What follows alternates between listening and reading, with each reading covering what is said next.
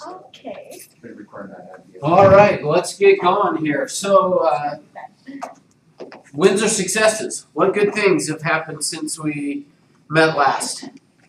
Door knocking. Okay, say more about door knocking. Tell Two us. words. Okay. It works. Okay, good. Say more about that. Tell us what you mean by that.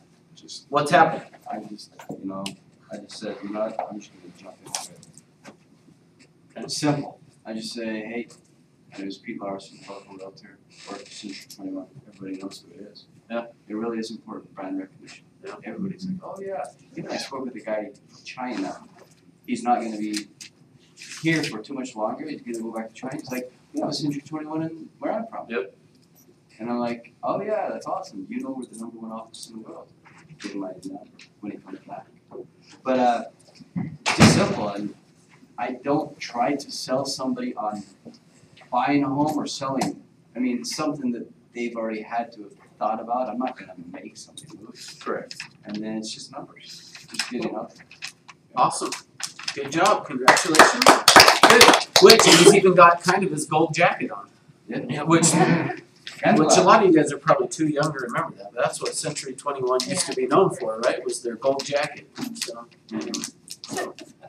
and the black too. Yeah, you're rocking the whole. You look like Century 21 today. So it's awesome. Good. So yeah, just get out and door knock, right? And talk to people. Get to know them. Good. Awesome. Good. Who else? Down. So I went to the Home and Garden show, and I was an exhibitor and talked to a bunch of people and got a bunch of leads. And the first lady that I talked to, she actually walked by, and it was really awkward because she had her Bluetooth in. And so I was like, hey, how's it going? And she said hi. And so it was like, are you having fun? And then she looked back over and was like, I'm not talking to you. And it was like the classic awkward thing. Yeah. But she came back around, like walked back through, and I joked with her again. And she's the strongest lead I got. She says, I'm moving, we want to move in April. And so, like, give me your information. She says, can I give you my information too? No, I don't. Like, no, just kidding. Yeah, so it was awesome. Awesome. Awesome. Congratulations. Good job. Cool. Good. Ashley.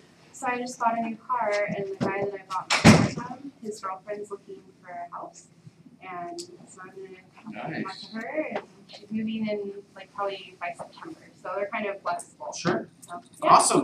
Congratulations. Good job. Yeah. And that's one of the things, honestly, that I would recommend for you guys. Make sure that just when you're out and about doing whatever it is you do, buying a new car at the grocery store, whatever, just talk to people. Yeah, wearing the name tag. People have asked me, they're like, oh, you're a realtor? You're kind of young. Like, how'd you get into that? Or like, whatever. Yeah, So. that's right. And if you'll just talk to people while you're out doing what you do, they don't have the same barriers that they do maybe when you first knock on their door or you're calling on the phone. So excellent. Good job, Ashley. Good. Who else? What other wins or successes? I had an accidental success. Awesome. We'll take accidental. I know, this is really funny. Well, it was my first day using REPC, and so I was just importing the data from there over to Mojo. So if any of you aren't familiar, I don't know, Mojo's like an auto dialer, and REPC, you get the FSBOs and expireds. But I was trying to get as much information as possible just to see what came up, and so there's certain fields you can click on besides expireds and FSBOs. And I clicked on land on accident, I didn't need to, and also on duplexes. Anyway, so between those two things, I was like, oh shoot, I kept those, but wasn't paying attention to a particular call I made being a duplex. Gotcha. So it ended up being an investor who ended up kind of, I took her off guard. She goes, oh no, I'm for sale by owner, I'm an investor, I do this all the time. I don't typically use an agent. And I said, well, and I kind of been just relying on the coattails of the company's success to kind of continue talking to people, and it's really been beneficial because I don't have a lot to say on my own. But then this woman, we kind of struck a chord with one another because she was, an individual who she's like, I'm a really big go-getter. I've talked to state legislature and I've gotten bills passed and things like that. And she kind of was like, opening up more than about real estate. And I said, oh, okay, great. I said, well, my company, I know our owner was a builder in the past, and she mentioned that she had a really large parcel of land out here in this area that was about 6 acres. She's like, and it's undeveloped. And I said, well, I'll be honest with you, I do not know anything about that, but I know that there's people in my company that do. So I've got a conference call with her and Katie, our broker, today to kind of see if there's any possibility of helping her develop that land. Awesome, good Yeah, job, so congratulations. Yeah, well, hey, we'll take it, right? Yeah. So, awesome, good job. Good, what other wins or successes? What good things have happened? I got my first listing last night. Woohoo! Congratulations, first listing. Good job. And how did it go? It was fine. I'll probably have a lot of questions to ask you. Sure. Just make sure that I've got it all squared away. Awesome. Good job. Congratulations. Good. Who else? Wins or successes? I passed my exam. I was gonna say, I'm just gonna keep saying it until Natalie says so. Yeah. Natalie actually has finished it, passed this yesterday? Yeah. Yesterday? Yes. Yeah. Took your stuff to the division this morning already? Yes, I Or- did awesome. this morning. Good job. Yes. Awesome. Yes. So we're excited to have you here. Yeah, So me too. Yeah. cool. Well, good. What else? What other wins or successes? All right then. So Paul from Citywide's here. If and just any questions, any mortgage related things that you want help with, since he has agreed to be here kind of at the start of class to. If you have any mortgage related questions or anything, and any information that you want to pass on to us that's helpful. That'd be great. I'm just right across the foyer in the other office there. So love to get to know each of you and by name and kind of show you what we're able to do there. Thank you. Appreciate being able to be here. Pete's got a mortgage question. That sounds like. So I know you have an extensive background in finances. Do you see the rates holding or? Again, if we could predict and project that, we'd all be very, very wealthy people. I know. I always say my crystal ball's in the shop. The fact is based upon the It's always fluctuations been in the Still. market. You're going to see the Fed rate go up. What was interesting, though, the last time it went up, the rates actually went down and moderated. But as you continue to see the economy kind of churn along, the Fed is going to try to recover those rates that they've given up for so many years and get it back in balance. And I think after they do that a couple times, it'll probably edge up. Yeah, which actually to me was what was interesting in terms of that and rates was at the Salt Lake Board of Realtors forecast breakfast. So every year they do a forecast breakfast where they have I can't remember the guy's name, but he's the economist up at the University of Utah. James Woods? James Woods, thank you. And one of the things he talked about in terms of rates is he said he had looked back to the Civil War. If you go back to the Civil War and look at where rates have been since the Civil War, really kind of where we're at now is more the norm of where if you go back all the way to the Civil War versus for us in our lifetime, we've seen these higher interest rates where we saw mortgage rates and I don't remember this, but in the 80s, when interest rates were 12, 18, 17, percent, that really was a huge anomaly versus, if you look at long term where interest rates have been, this is kind of the norm of where they have been. During the 80s, 90s, and early parts of 2000, we kind of got a little out of whack that way with rates. So really, his kind of forecast was really, in fact, what he said is he saw maybe 5.5. He said, if they get to 6, I hope I'm retired by then and gone. So anyway, to me that was a little bit encouraging. I think there'll be a lot of pressure on the administrations, whoever gets in there to keep it. Although they have typically no control over the Fed, but I'm sure there'll be political pressure to keep it in balance based upon the domestic and world economy. Exactly. So, cool. Any other questions for Paul while he's here? Thank you so Okay. much. Well, Again, thanks for come to being see here. me. Appreciate you. We've been known to do lunch for the night.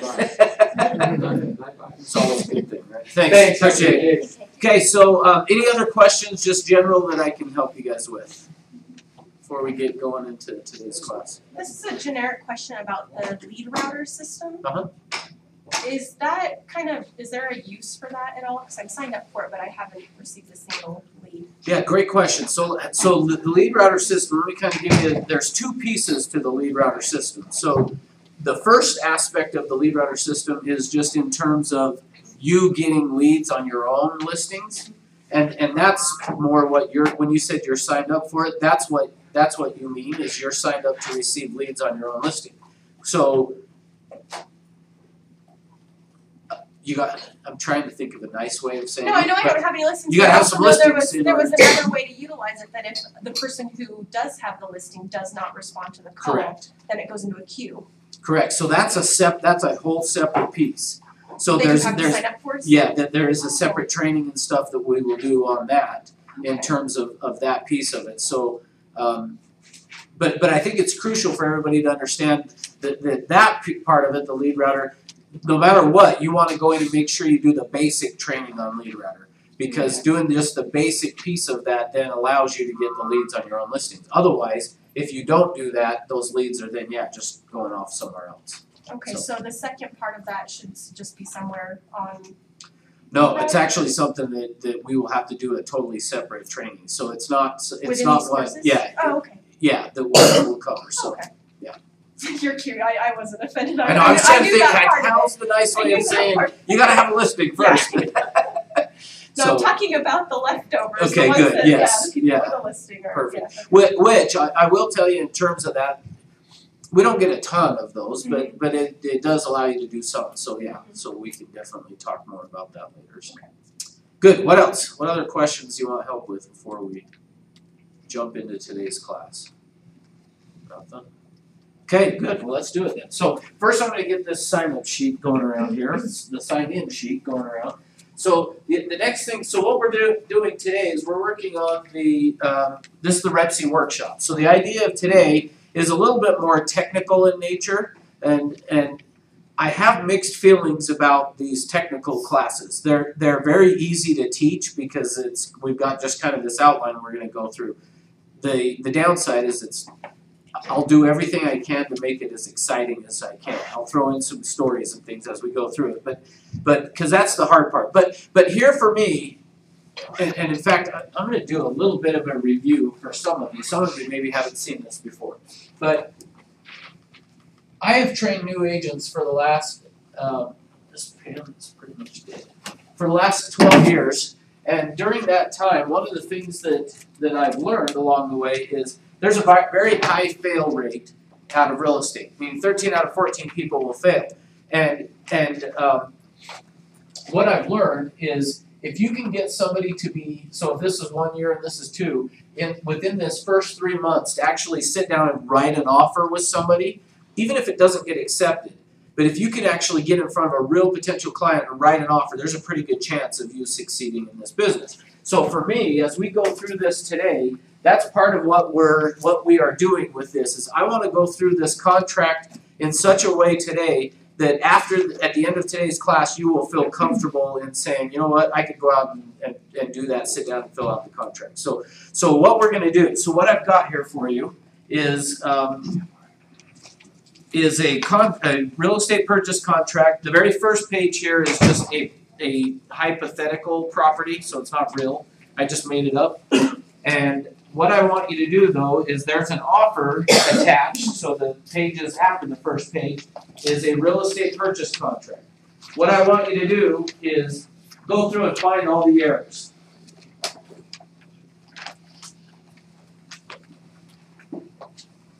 Is it supposed to be executed? What's that? Is it supposed to be executed? Yes. So, okay, so what I want you to do is take now 10 or 15 minutes, however long it takes, and if you want to pull that first page off, rip it off from the staple to make it easier to look at, go for it. That's fine. I mean, this is yours to keep. But what I want you to do is take a look through this real estate purchase contract and find all the mistakes. So look through each of the pages, read through, take a look at the... Do you have one or you were... Oh, sorry. Does anybody else not get one? Sorry.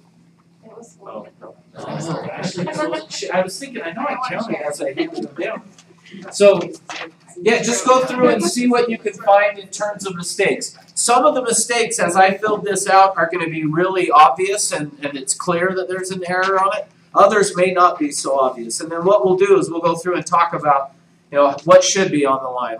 How do you do different pieces of it. So just take the next 10 minutes or so and take a look at it.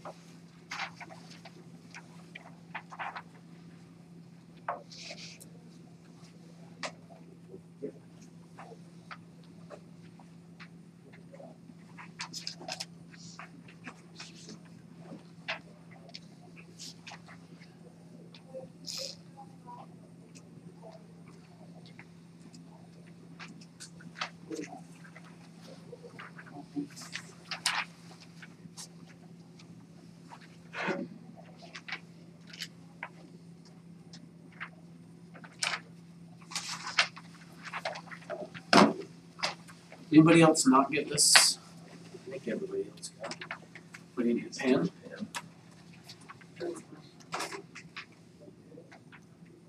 You can try it. It's kind of. I have a pen. The nice thing is, on Thursday's class, the home inspection, she'll bring a bunch, I'll fill them that Oh, back. at the sales meeting yesterday, we got. That's true, yeah. You can have, yeah. Remember those, oh, I put it in my street. Good.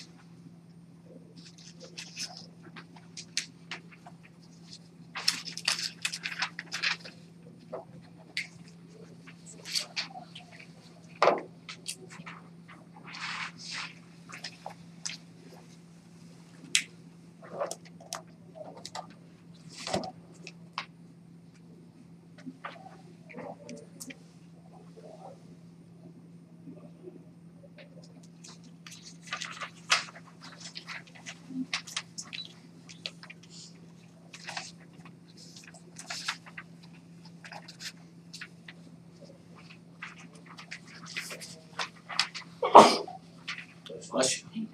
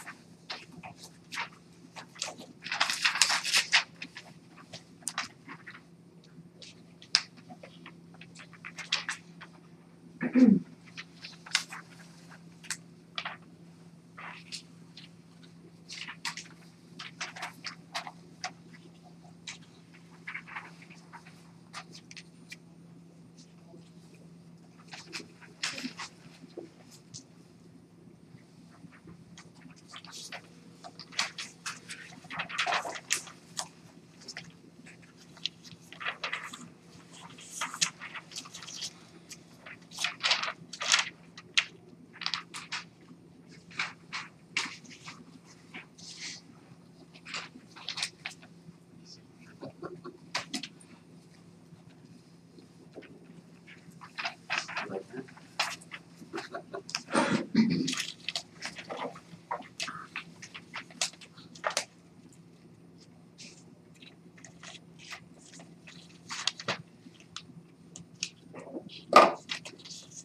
So how we doing?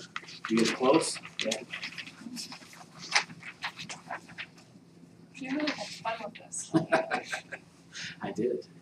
You're like, and they're gonna miss that one and Yeah. that one.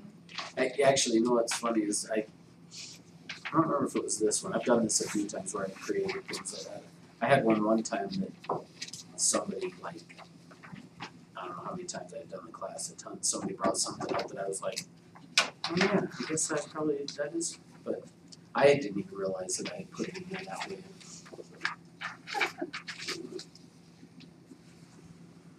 So, who needs more time?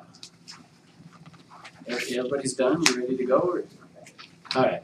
I'm sure I missed something, but Okay. Well, so how close are you? Oh, pretty close. Okay. All right. So like 2 more minutes.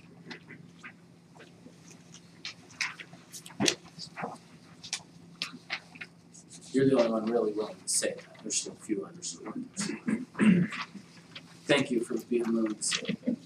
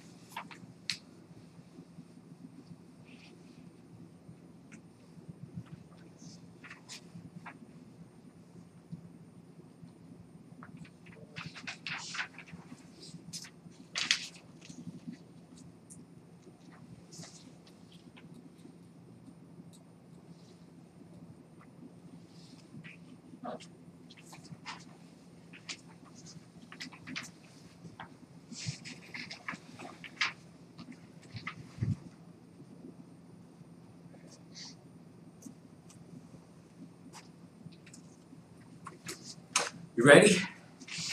All right, everybody good? Anybody want more time? Going once.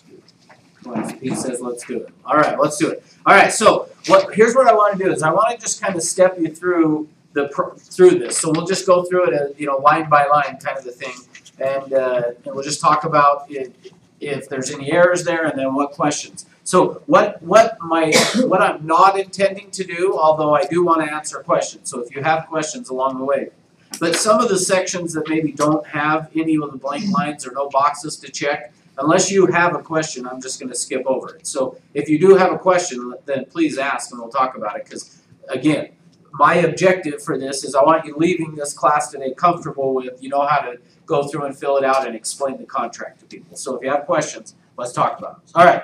So first on that first blank line where the date is. Any concerns or anything there? Wrong year, but figure it out. Yeah, let's assume that today is September 24th. Then I guess, yeah. I mean, there's a difference in that date versus the signed date. Okay. All of them are signed different. Yeah, good question. So is that a concern? Yeah. Yeah, because they're not both present or. Well, as long as it's after 9/24, I think it's fine. What are you gonna say? I was just gonna say, this offer date is this, but they didn't basically accept their portion of it until this date, so that's the offer date below, from what I understand, isn't it? Yeah, so that's part of why that I did it this way, is so that we can end up having this discussion. But so here's the key thing to remember, is the date that we put in up on the top here, where it says on this September 24th, 2015, and then in parentheses it's got offer reference date. Essentially, what Dallin's saying is right, is really, it's not an offer that they are making until they've actually signed it. So the date of their offer really is then going to be the 25th, right? Because that's when they actually signed this. But here's the key. The key piece of this is up. For me, it's what's more important is the parentheses where it says offer reference date. Basically, any addendums that you do from then on, it asks for the offer reference date. So whatever date you put on that line there is now going to be considered the offer reference date. So when you're filling out an addendum to do a counteroffer or anything like that, and it says offer reference date, it's asking for what's the date on this blank line.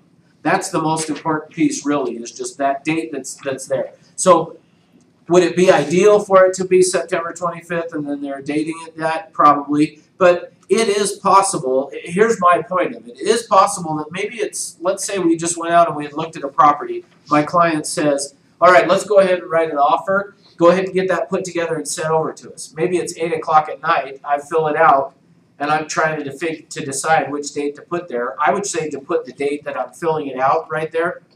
I send it to them, and if I did it through .loop, it's possible though that maybe they go to bed, they decided, oh, let's think about it overnight. It's not until the next morning that they actually go in and click on it to actually sign.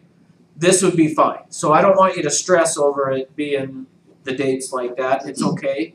But the key thing I want you to remember is the offer reference date. So any addendums or anything you do afterwards, a lot of times that's where people wonder, should I put the date they actually signed it, or do I put the date up here? And we want to follow the date because on this contract it's saying on this September 24th, and then in parentheses from here on out, basically, anytime we reference offer reference date, it's talking about that date. So the key of it is just if I later on had to go back and look at your documents and try to figure out how did it belong with this or not, that's what I'm going to be looking at. Does that make sense? Okay, good. Any other questions? See, you thought this was going to be so simple, huh? So any other questions on offer reference date? Really just the main thing is just whatever day you're putting there, okay? Next, blank line. We've got Billy Bob Byer. Any concerns there? Quite a bit. Okay, why? So what's wrong with his name and what he's saying quite a, oh, okay, just the fact that that's your name, right? So here's the question though. What name do we want to put on there? I mean, let's say that his name really is William. Oh, yeah. Bob Byer. Do we want to put William? Do we want to put Bill or Billy? It Or? doesn't matter, as long Just as has it to matches the mortgage. See, thank you. That's the key. And it's nice that we've got Pete here, former loan officer, to help us out. But that's the key on this. The main thing you want to do, so when you're filling out this contract, when you get to this buyer line, find out, have they already been approved for a mortgage? If they've already been pre-qualified or pre-approved, what was the name that they applied for the loan in? And we want it to match. Why? Because it's a legal contract. Okay, good, yeah. And ultimately, here's the thing. If I go back now, prior to the decline in the market in 2007, 2008, prior to that, man, it almost didn't matter what you filled out as the buyer's name. You know, it would go through underwriting. But since then, with all of the losses and things that have taken place, you've got these lenders now who basically, if somebody defaults on their mortgage, they want to be able to go back to the loan originator. So if Pete was the loan originator or Citywide is they want to be able to go back to them and say, hey, you get the loss on this because you didn't do everything just right. So in today's world, they want to see everything just perfect. Now, with that being said, don't put off, like if they haven't applied for a loan, don't say, well, we can't write an offer then until you go and do that. I mean, hopefully they have, but let's just say that you got a phone call, somebody called up and said, hey, I want to go see this property. You go out and show it to them, they say, I want to write an offer. You know, ideally, yes, we want to get them pre-approved, but I would just, especially in today's market, you know, start writing the offer, get the offer written. But later on, we can fix it if we have to. So if you did it as Billy Bob and it turns out he applies for the loan as William, you'll probably end up having to do an addendum later to fix it. But as best as you can, if they've already applied, do it that way. And maybe a good idea is to look at their government issued ID. Okay, could do that as well. Yeah. Yeah, because that's what the credit. And They're gonna. Yeah, exactly. And then some cultures use the mother and father last name, and yeah, make sure. Yeah, so the key on it is just make sure it matches and as best as you can. Now again, I don't want to stress you out to the point of like, oh, I better make sure it's exactly right, because you can always fix it in an addendum later if you need to. Nobody has a problem. Yeah, it's not going to be a big deal, but just I also don't want you to be surprised if you write an offer and down the road the loan officer's calling back saying, hey, we need you to do an addendum changing the buyer's name to William Bob Buyer or whatever. Does that make sense? Okay. So you don't have to put buyer, because it's on the line. No, Right, that's their his last name is Buyer. Oh, I was like, why? I know, yeah, no, same as how Sally Sue Seller is, I just put that as what their name was. So yeah, good point. All right, so the next one, on the seller.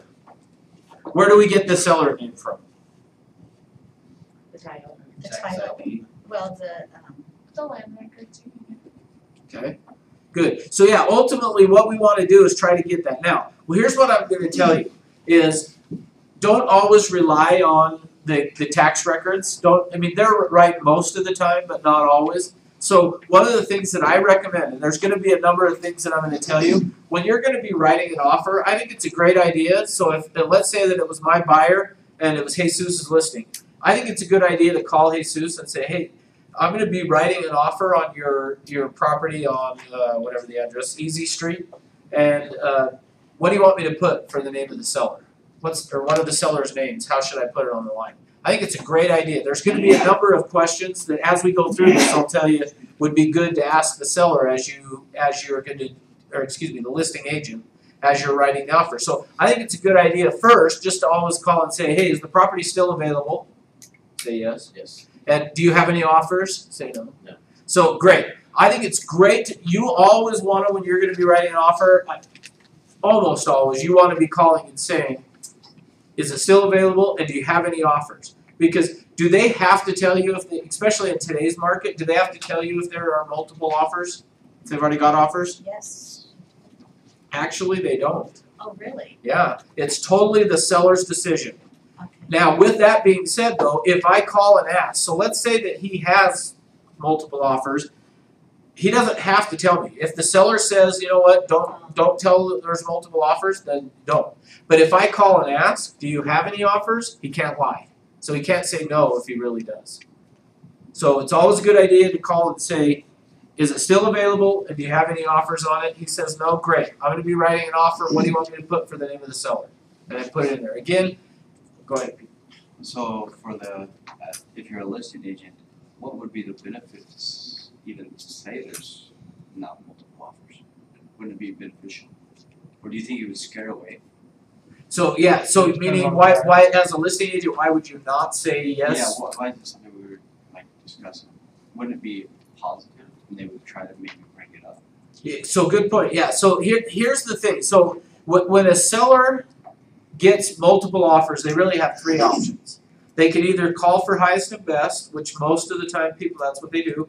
You could just counter one or all of the offers, or they could just accept one. So it's totally the seller's decision. But so why would they do that? Really is kind of what the question is. Why would you not? Go ahead. Well, if I know there's a house that I want and there's multiple offers and I found out there is, I just go, oh, forget it, I'm not gonna go for it.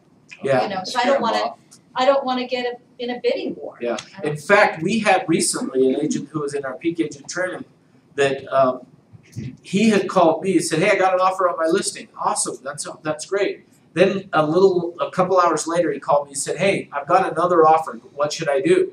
I said, go back to the seller, tell them they've got three options, ask them which one they want to do. So he did. Then he called up both people, said, hey, we've got multiple offers, so give us your highest and best by whatever time. And both of them blocked. Yeah. And then now he had no offers to deal with. But Yeah. Well, we sold a house in Brisbane, Australia, and we advertised it for $385, and we ended up getting multiple offers and sold it for $410. I just realized who you are. Yeah. Yeah. Yeah, so that's just it. The advantage to multiple offers is hopefully it drives the price up, but you do run the risk. And I've had that a few times where I've called up agents and said, give us your highest and best, and people don't want to get in a bidding war, and so they just say, no, we'll just move on. Now, hopefully you could call back and say, hey, Dallin, turns out we don't have any more offers now. They might come back, they might go, yeah, it's all right, we've already moved on. You know, they may feel like you're playing games. So here's the other thing that I've noticed with new agents that I get a lot is when you go to write an offer, that when the agent says, hey, there's multiple offers, give us your highest and best. I've had a lot of times where new agents are skeptical. They think, they're just saying that to try to get us to make a better offer. I'll just tell you, in my 20 years of doing this, my experience with that is very few times is that going to be the case. Now, it may happen that somebody does that, but even if they are lying, you would be better off to approach it as if they're not. Because I've seen times where agents will say to their client, hey, I think they're totally lying. Let's just stick with our offer where it is, and they do, and then they get the phone call the next day that says, you were outbid, we went with another offer. Then the client's ticked. So if you do end up in a multiple offer situation, I would say it's more often than not unlikely that they're lying to you. It's probably they are telling the truth when they're saying they've got multiple offers. So how do you handle it with your client? What do you want to do? What do you want to tell your buyer if it's a multiple offer situation? Well, you give them the three options because this, like I said, happened to us. Well, but no, with the buyer. I'm talking about because the buyer. Okay, yeah, with the buyer, I would say, they wouldn't lie because there is a risk that people don't want the competition. They would just walk out. But so what should your buyer do? Well, I think they should go for it. Okay. For me, either buyer or seller, for me, I want to give them pros and cons of each option and let them decide so that if it doesn't go the way, it doesn't come back on me. It's like, well, you told us to do this. For sure. And then now I'm in the doghouse. Yes, for sure. Yeah, always leave it in their ballpark. Good, yeah, so here's what I totally agree. Here's what I like to do though, go So ahead. I had a real life situation that my sister-in-law just got into the other day because she's very actively selling in the range where homes are going within a day or two. She's like, I had a buyer and a seller arguing over like $3,000 when if the buyer could just see that that's only going to add a few dollars more a month to their mortgage. She's like, but I couldn't convince them, it's their choice. So it was interesting to hear that even though she brought up that valid point, they still weren't willing to budge. That's right. Yes. Yeah, so here's what I like to do is with a buyer, if you find out you're in a multiple offer situation, I like to just tell the buyer, so if Gabriel was my buyer, I'd say, Gabriel, you're gonna get one chance at this house. So you need to offer whatever it is, and like Dallin said, I don't wanna be telling him what to offer because I don't wanna be the one who doesn't get it. I wanna tell him, you're gonna get one chance at this home, so you need to decide what you're willing to pay for the house, that if it sells, this is how I like to word it. If it sells for even $1 more than that you feel like, you know what, I wouldn't have done it, it's not worth it, I don't want the property. So, and I don't know what that dollar amount is, you've got to decide that, but you should offer whatever it is that if you get outbid by $1, you don't say, oh, I would have done that extra $1. So we just went under contract with the house last week. That's exactly what happened. Where we negotiated back and forth like 2 or 3 times, and it got to a point they just said we can't come up anymore. And so I did the same thing. Well, what if it were $100 more, $500 more? I was like, what's your limit? And they came up with this dollar amount, and the sellers weren't getting enough. Like they just said, well, it's not worth it to us to sell the house. But I said, well, my buyers they can't go up anymore. They don't feel like they can. And they ended up, the seller came down and we're under contract. So Oh, good they job. ended up coming down. It was one day on the market, they came down 20,000. So Wow, great. that's good. Wow. And just so you can like put it in your head, pretty much $1,000 is $6 a month. Right. Yeah, well, we had a situation where we were putting in a short sale, and we were only $5,000 below for this short sale, but ours were cash. We had that money in cash, and the bank accepted the $5,000 more based upon finance. Yeah. And that's kind of what was in that situation. Yeah, because that's just it. At the end of the day, it really boils down to, does the seller have to take, I mean, could a seller look at that and say, this cash offer is $5,000 less, You don't have to do but it's cash, versus we could get $5,000 more, but we gotta rely on financing? Absolutely, it's totally the seller's decision on what they wanna do. So another good point with that in terms of negotiating when it comes to that, it's always a great idea too, to when I call Jesus and say we're gonna be writing an offer, to ask, what's most important to your seller? Is price gonna be most important, or is it the date of closing? What really is most important? Because, especially in a multiple offer scenario, they may say, you know what, we really wanna get it closed by X date. And it may be that your offer, because even though it might be a little less, 1,000 or 2,000 or 5, because you're meeting their deadline and gonna work with them, they may be more than willing to do that. I've seen that, especially when they've said our list price is $250. If somebody's given them $250 or $251 but don't meet their deadlines, they may take that over somebody saying $255, but we wanna close on a different date. So it's always a good idea to ask that. It's kind of a conversation I had yesterday. Just if you're losing money, and your house on market for 5 months, why wouldn't you're losing $10,000 out the front instead of Exactly. lowering the price? Exactly. So That's $6 a month based on 1,000. Is that on a certain rate, or how does it? In general, kind of a mix between all loan products and where interest rates are more or less at. Yeah. I think it would. So yeah, if interest rates were 10%, it would probably be 10 or 12 And months. it's a good way to look at the seller is actually pocketing the $1,000 more or less, but the buyer is only $6 more a month. For us with this deal, the reason, I had them decide what they wanted to do, but there was a house just a block away that was like identical and everything, and it sold for a certain price. So I was using that as like our best comparable, and I just told the seller that it's like we can't justify this high price just because it's such a hot market. We can't artificially inflate the price because that's what you're wanting, and other people are going to do the same thing. So rather than go through this with a bunch of other people, this is probably going to be a really good offer for you. And my buyer brought up a good point too, where he said, well, the few dollars a month isn't a huge deal to us. Like as far as they qualified for 30,000 more. So, but if we go up 5,000 in price, that's 5,000 that I have to sell my home for more later on. The more I go up, the riskier it gets, and so for him, that's where we just got in that conversation of, okay, where's your dollar amount that you feel good about? Yeah, exactly. So So good. All right. Any other questions or comments on that? This is going to take us like 12 hours to get through. So yeah, so on the seller though, so the key with that, where I was going with it, is ultimately of just calling and asking who it is. Now, what if you can't get a hold of them? Whatever, it's a hot market, you want to get your offer in. What would you want to put in there if you couldn't figure out who the seller was, for whatever reason? Owner of record.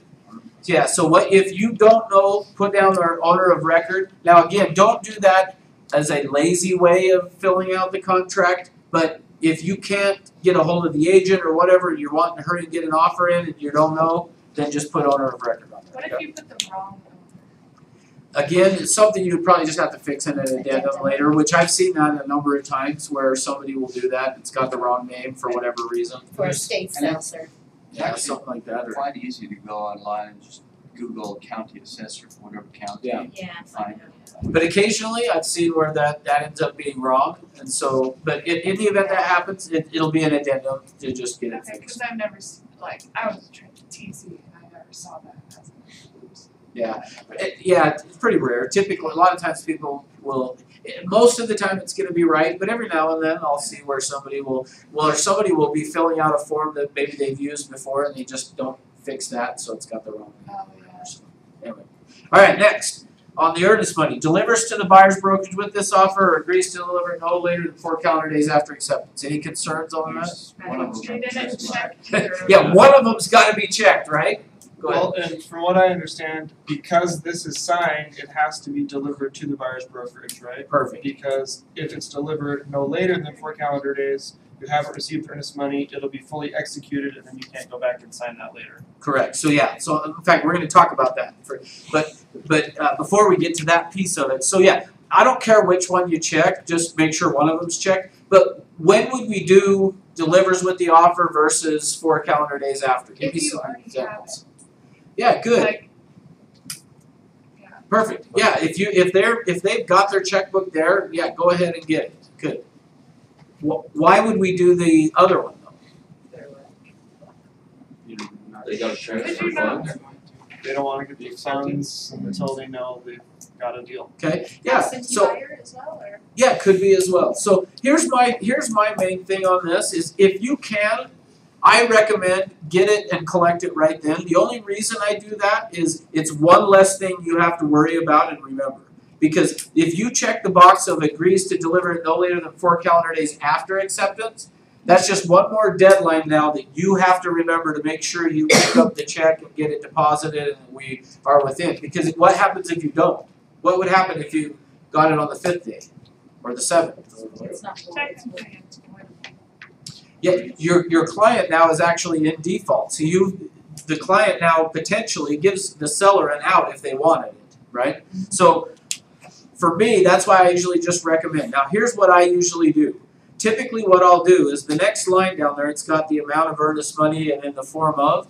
What I like to do when I'm filling this out with a client, when I get to the earnest money, is I will just ask them, do you have a check that you can write to us right now for the earnest money? And if they say yes, I say, great, what's the check number? Now, what do you think they do when I say, what's the check number? They get the checkbook out. Yeah, how many people know what the next check is? Probably hardly anybody. So they immediately go, I don't know, let me check. They pull out their checkbook, they look at the check number, and they tell you, oh, it's going to be check number 1234. Great. They'll then write in there, check number 1234. How much did you want to do for earnest money? Go ahead. Do you always put the check number? You don't need to. Okay. For me, the reason I do is because I always ask them, what's the check number? And so I want to have a reason for it, so I just write it in there. So if they don't use checks anymore?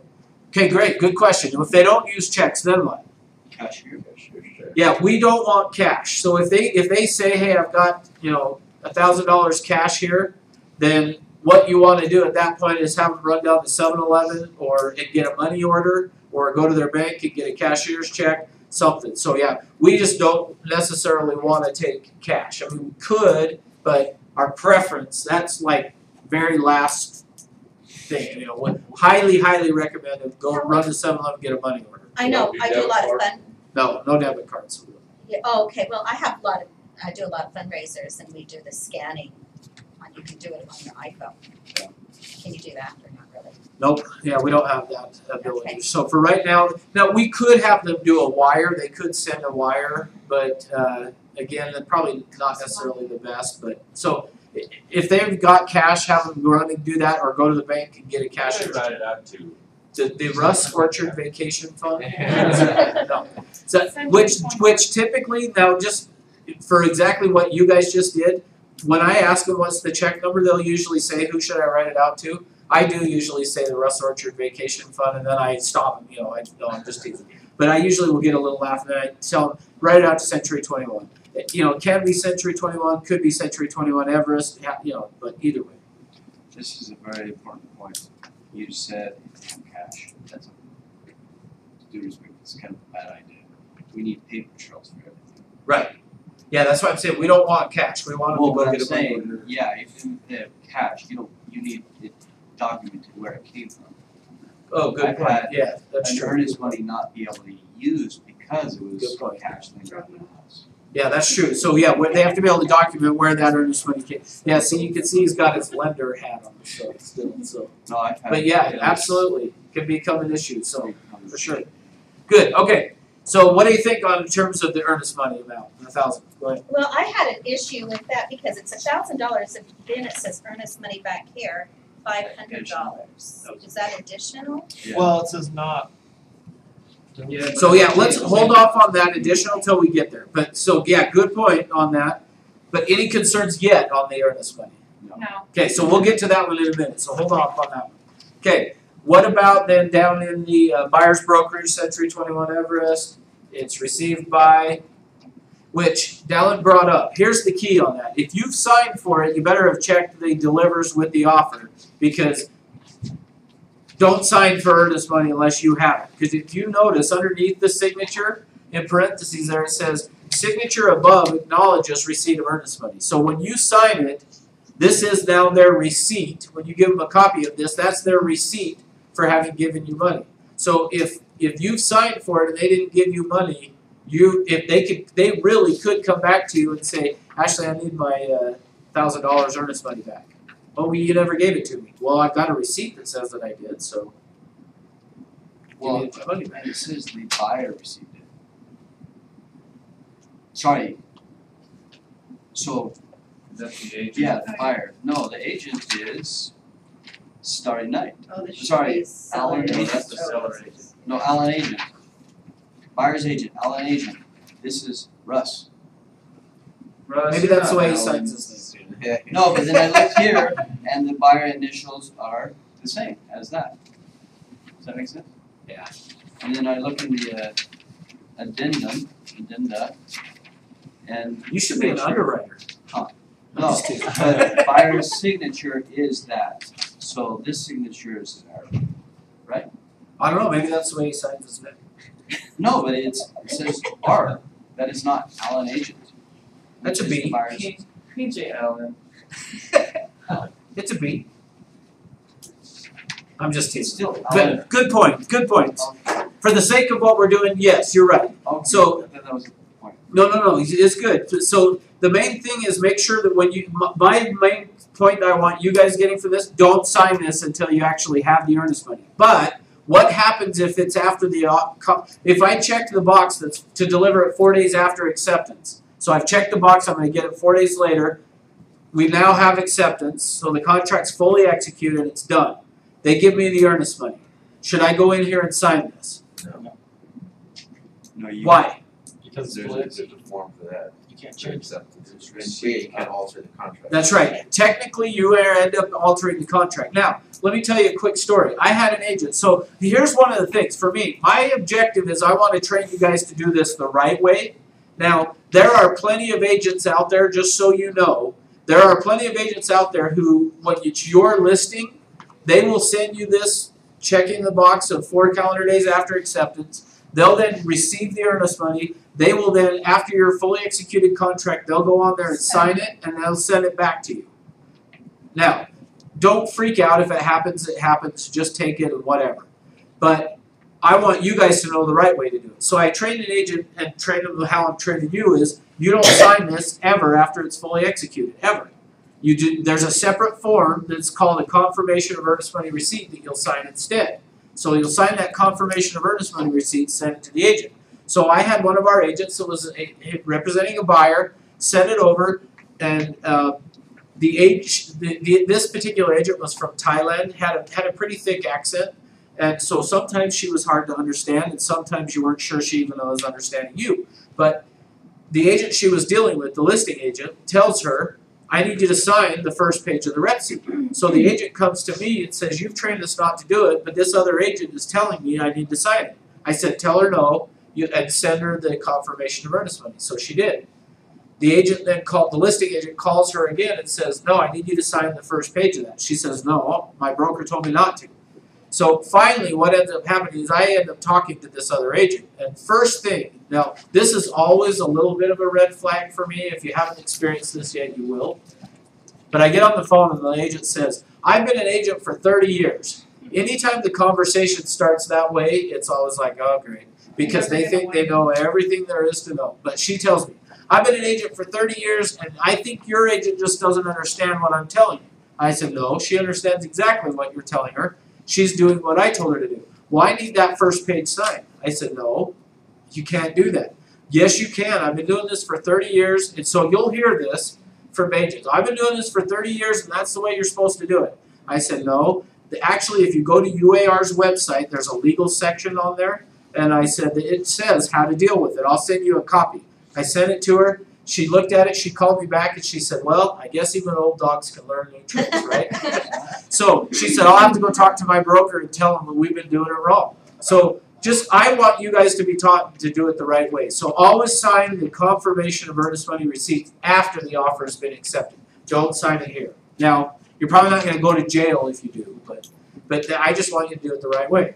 Okay? All right, next, property. Any concerns there on the address?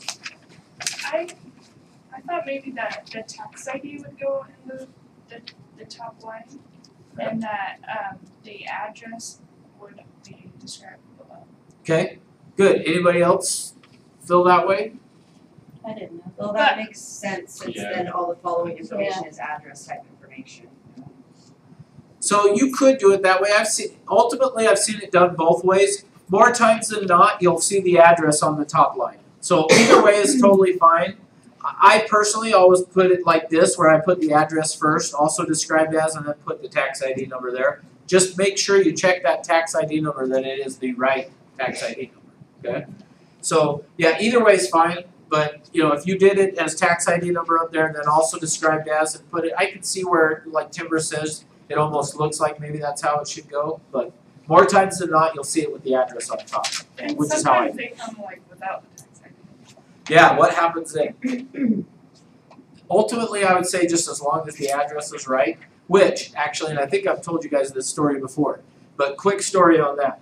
Make sure that the address on here is the right property. Oh, yeah. I had a time recently, so I'll keep this brief since most of you probably have already heard it, but I was walking to the elevator and had a title rep standing there. He said, I just had the weirdest closing I've ever had. People just closed on a house they didn't mean to buy. And I was like, what? How do you do that? I mean, you've got due diligence, a 2-week due diligence period. How does somebody buy a house they didn't mean to buy? And he said what happened was they said, let's write an offer. Their agent put the wrong property on here. They had looked at 4 or 5 that day. The agent put the wrong one on here, filled it out, sent it, negotiated, did everything, got it accepted. And then the people found out when somebody else was moving into the house they thought they bought. They called their agent and said, what's going on? Turns out he says, oh, looks like we put the wrong property.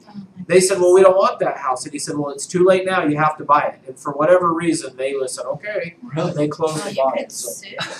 they could have, and they just said, we just decided not to deal with it. But Oh my gosh. yeah, so 2 years later, they sold their house and went and really bought the house they wanted. But so my point is, make sure you get the right address on here, because I would not want to be that agent. Pretty easy going, I tell you what. I Yeah, know, very I would easy have going. been super bad. But I think I would. Exactly. So it's just funny to me though, because they didn't pick up on it until, you know, somebody else was moving into the house, and they're like, "What are you doing?" Well, we just bought this house. No, you didn't. We have it under contract. No, we just closed on it. I had not closed with the same situation. The realtor made the wrong offer, and think it was the inspector, they didn't go to the inspection, and then finally something with appraisal, They caught it. Oh, yeah, I just thought it was funny that the agent told him you don't have a choice. You have to buy it now. Yeah. Which, I know, I guess, whatever, so. Anyway, so just Well, how make would- sure. Would you back out of that? I mean, what's the other option? Yeah, the other option would, during your due diligence period would be to say, hey, we don't want to buy the house anymore. You know, we changed our mind, whatever. You wouldn't really have to tell them, our agent was an idiot, we wrote that on an offer. But yeah, you just say, cancel during due diligence. Now, what I don't know is I can't imagine they were past their due diligence, cause yeah, it's similar. They would have had to have housing had their inspection done and not been there at all or something, so. Yeah. But, Weird. Nobody Yeah, said they crazy. closed on it. Huh? Yeah, Well, they closed on it. they eventually closed on it Oh, because he told them they I couldn't. thought told them they everybody didn't have a else found out choice. during the They closing. he said, you're stuck, you have to do They it. had to have passed it, then you would have known, right? I mean, Yeah, you would think, yeah. if you had, couldn't you get out of it during financing and Yeah, appraisal they and still say, could have said, hey, we don't like the financing. financing for this house, we don't wanna pay that for that house and cancel it. But even for me, even if I was past that, I would have told the agent, you know, great, cancel it, but you give up the earnest money. Yeah. Yeah, I mean, so anyway, what if, crazy Yeah. thing, so. So make sure that never happens to you, right? So just make sure it's the right address, right? Close on the right house. Yeah, close on the correct house. How embarrassing to go to your broker Oh, yeah, it's horrible. and do the joke. I can't imagine though, because the property inspection, like, did they Yeah, I not look at it I don't know if at they all? didn't do one, I don't know all the Or even details. drive by with the address. Something, I don't know. If they went by, they saw Yeah, the I, inspector well, the other you know, day. it's very possible that they just didn't pay attention to look at the address of the property and they just signed they assumed he was filled it out for the right property and he didn't. Just sign the contract. You They should. just signed the contract, that's right. Sign a contract. Alright, so, any other concerns on the city, state, zip? Well, state obviously not, cause it's got Utah, but. Okay, let's keep going then. Included items. 1.2, any concerns there? Yes, Okay, go ahead. it says on the MLS sheet that the range and the refrigerator are excluded, but on the included items, it has the refrigerator checked. Okay, good, what do you think? They could want those. They could, Totally want you can those. negotiate it. Oh, Yeah, you can It's an negotiate offer. that. But there's also a hot tub that they're including too. So yeah, so here's the key on this. Here's why I put that in this way, is typically, that's the question I'll usually get, is the MLS says it's excluded, but they're asking for it here. Which, as you guys have said, you can ask for whatever you want. They're probably not gonna give it to you if they already put that it's. Yeah, they may or may not. So, but here's the key for me. Why I put that on here is so that we can have this discussion. Especially when you're the listing agent and you have put it on there as excluded. I have seen so many times where what happens is, as the listing agent, I get this offer in. So let's say that Chris sends me this offer. I just get it and I'm so excited to get an offer that I don't even really check any of that. That what my experience is, agents will usually look at, well, how much did they offer? And then they'll flip to the section 24. When do they want to close? And they go to their seller and say, okay, they've offered us $247. They want to close on November 10th. Sound good? Yep, sounds great. They sign it, send it back, and then later on, when the seller moves out and they take the refrigerator because we put it as excluded, and the buyer moves in and says, hey, where's the refrigerator? Oh, well, no, that was excluded. Well, no, we put it on the offer as included. Well, no, but the MLS said it's excluded.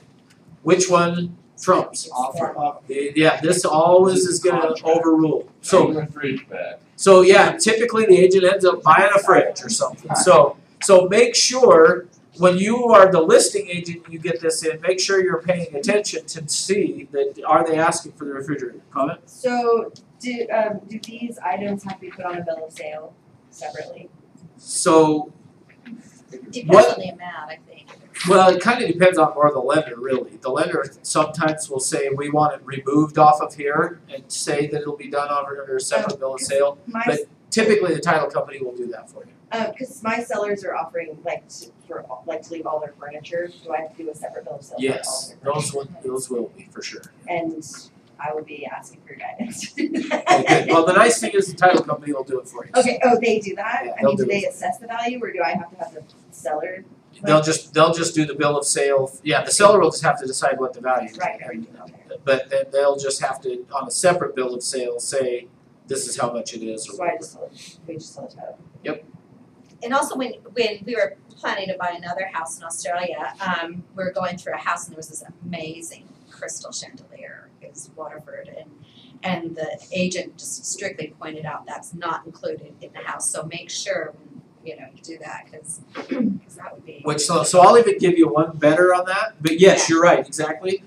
When you list a property and they say they don't want to include the chandelier, tell them to get it out now. Yeah. Get rid of it out. right now and put something that you will don't leave. have the Because I can't tell you how many times somebody will walk in and they'll say, but I want the chandelier. They want the house, but only if they get the chandelier. Now, they probably would have wanted the house if it was a different chandelier in there, but because they saw that one and they like that one, they want that one. So better just to have it, if you're representing the seller, get it out. So it's not even there. Yep. So when you are doing a bill of sale, it's only for items not listed on here. Typically when a lender will want that is when if it's personal property. They want to be clear that the property is worth what you're offering. You're not offering that because of all of the other pieces that are included. So a lot of times what they'll have you do is say the personal property is worthless and that's just the property. So you're just giving them all the furniture. Okay. What does the hot tub go in? So the hot tub, if you were gonna do that, you would wanna do it under the other, so on Okay, 1.2, others hot tub. check That's good. other and put it in the hot tub. Where does it say the hot tub? It says that But because there's a separate bill of sale, does that mean the buyer is paying cash for those items? it's on this sheet someplace. It's on here somewhere. If you were to, Say that again. So honest, if there's things separated, so for example, the furniture, Yeah. The for next example, one's the they're hot paying tub. cash for that. Typically, yes. It's So under you- remarks. Hot tub is under remarks on here. So if It's on you the as a remarks. seller wanted to include your refrigerator, but it's like 10 years old, and it's on here and there's not a separate bill of sale, when the bank looks at it, are they saying, oh, that's worthless, it's not included in No, my well, price? it kind of depends. It really just kind of depends on the underwriter. Fridge typically, and you correct me if I'm wrong, but typically a fridge, they're not gonna question. The Or like underwriter's washer and not gonna dryer, say. the basics, that kind of stuff? Yeah, some of those things they're not. When you start more getting like into the hot piano. tub or a piano or some of those things, they start to say, okay. So irrelevant, I don't even know the answer. So like even a TV, because those are commonly on wall Yes, mounts typically these little days. things like that, they're Okay. not gonna question it, but if you're leaving all the furniture, they're probably gonna say, we need to do that totally separate. So we do that, it's separate, it's like they're paying a whole separate amount, it's not in this. Correct. Correct. Although a lot of times it'll start in here. But What about the handicap ramp? Should that be included, excluded, taken out? if they've got like a ramp built on the front of the house, I think it just kind of depends on the seller. Do they wanna leave it or not? And I mean, it's kind of like Yeah. wood, it's built, how do you take it?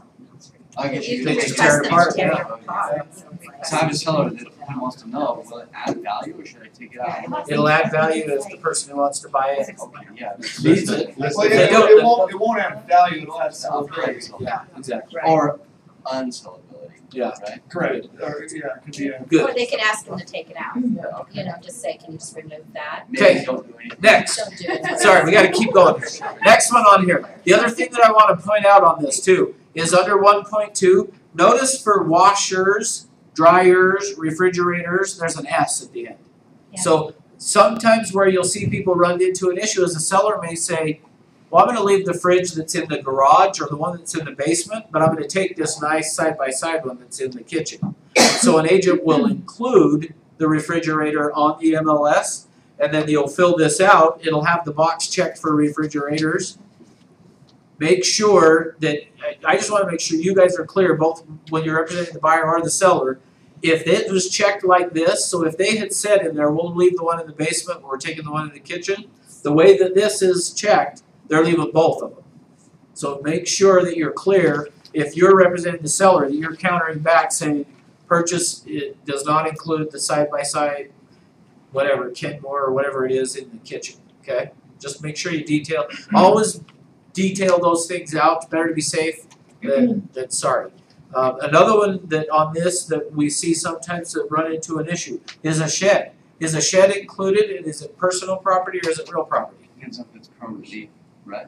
Yeah, so the key on that is I've seen scenarios where sometimes the shed is attached and so it's real property. Other times it's just sitting on a pad of cement and the seller's planning on taking it. I've seen that again. If there's a shed, it's probably safe if you're writing the offer just to make sure to check the other box and write it in there about the shed. That way there's no question on if it is, even if it is attached, I still, just as a general rule, if there's a shed, check the box and write in shed, because I've seen scenarios where they haul it off, the buyer moves in, it's going, wait a minute, what about the shed? Well, it's just sitting on a pad of cement. It was ours. We were taking it with us. So If there's just one fridge instead of the two, do you put that in that line? Purchase only includes. no, I would no, still just check the refrigerators. So even if there's only one fridge instead of two, just check refrigerators, because this does say the following items that are presently owned and in place on the property have been left for the convenience. So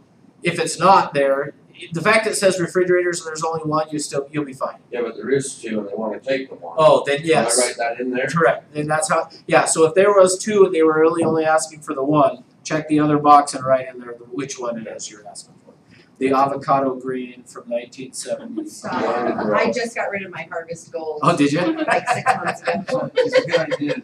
I mean, it's gonna sound like rhyme or stupid, but when in doubt, just write it out. Right? Yeah, when in doubt, write it out. No, for sure. No question. That is exactly what. So be careful on addendums and not like write it out, but make sure you get some guidance. Yeah, Because if yeah. it's too lengthy. Anytime you're writing an addendum, have somebody else read it because it may make sense to you when you wrote it, but if I look at it and read it, I've had times where I'm like, I'm not sure what you're saying here, So, yeah, it's a good idea to have Or getting into too much Somebody like else, or- lawyer talk exactly. words.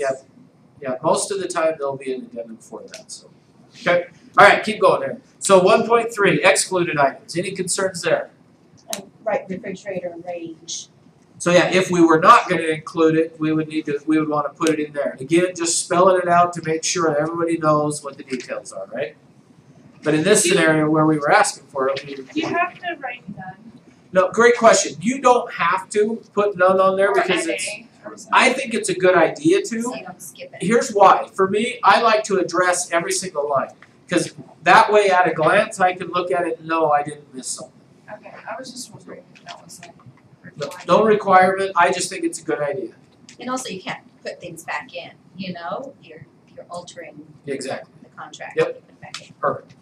All right. Water service. Any concerns there? Okay, on this one again, just making sure if there is water service, so if there are water shares or water rights, make sure that you understand what they are. Because if the way it's written, with it saying none there, am I getting the water shares or water rights or am I not? No, I am actually. So it's just the opposite. And that's why I bring this up is sometimes people will do that and think they'll put none, thinking we're not going to take any. But if you read 1.4, it says the purchase price for the property shall include all water shares or water rights, and then it's saying the following water shares or water rights, if applicable, are specifically excluded, and this is saying none. So meaning where there's none being excluded. So again, you can see where this could get a little bit confusing. So probably better in this scenario would be to say NA or something on that line rather than none. Because none, they might be saying, well, I thought I was saying no, we're not giving you any. So again, just make sure it's clear on it, okay? All right, section 2, purchase price. It's, when you add it together, it equals 248. Okay, good. So if you add A, B, C, and D together, it comes up to 248. So now here's the key on this one.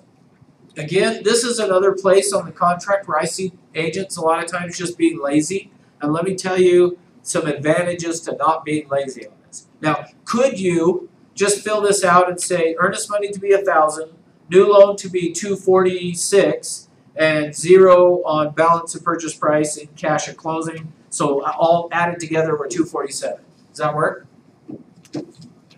What could, yeah, it works. What could be the downside to doing it? Change, so. Yeah, so what would be the downside to me filling it out that way? Because I see people do it this way all the time, where they just put in, let's say that I was really going to be putting 20% down. What would be the downside to me putting in here $1,000 earnest money, which, before you even answer, yeah, what Curtis just said is exactly right. Your buyer doesn't have to do what you put in here. They can do, later on, in here in section 2, it says that they can do whatever they want. So they can change it. They can go from being 20% down to 0 or pay in cash. They can do whatever they want, change it. You don't need any permission from the buyer or the seller to make changes. But what would be the advantage to be putting on here that I'm putting 20% down? It's a stronger offer. Yeah, so to me, that especially in today's market where you're in multiple offers, I'm telling you, I've seen scenarios where the reason an offer got accepted was because you had 2 offers that were exactly the same, but one had a higher earnest money, or one of them had a higher down payment, whatever it is. So to me, detail out as best as you can in A, B, C, and D what the buyer's plan is. Now, the other thing too, just in case the question comes up or before it does, sometimes people will say, where do I put their down payment? Where does the down payment go? So where does it go? Where does the down payment? Where would you write it in? D, right here. Yeah, D. Balance. D, even though I wish they would have put in parentheses after that down payment, because I'm amazed how many times people don't put that together, that the balance of purchase price and cash at settlement is the down payment. So if you were making a cash offer, I would put $1,000 in earnest money, and then on D would be $246. Go ahead, Curtis. So the new loan amount here should be $237,350. Correct. But I have an issue with the additional earnest money on the next page. Okay, so wait till we get there, then we'll bring it up.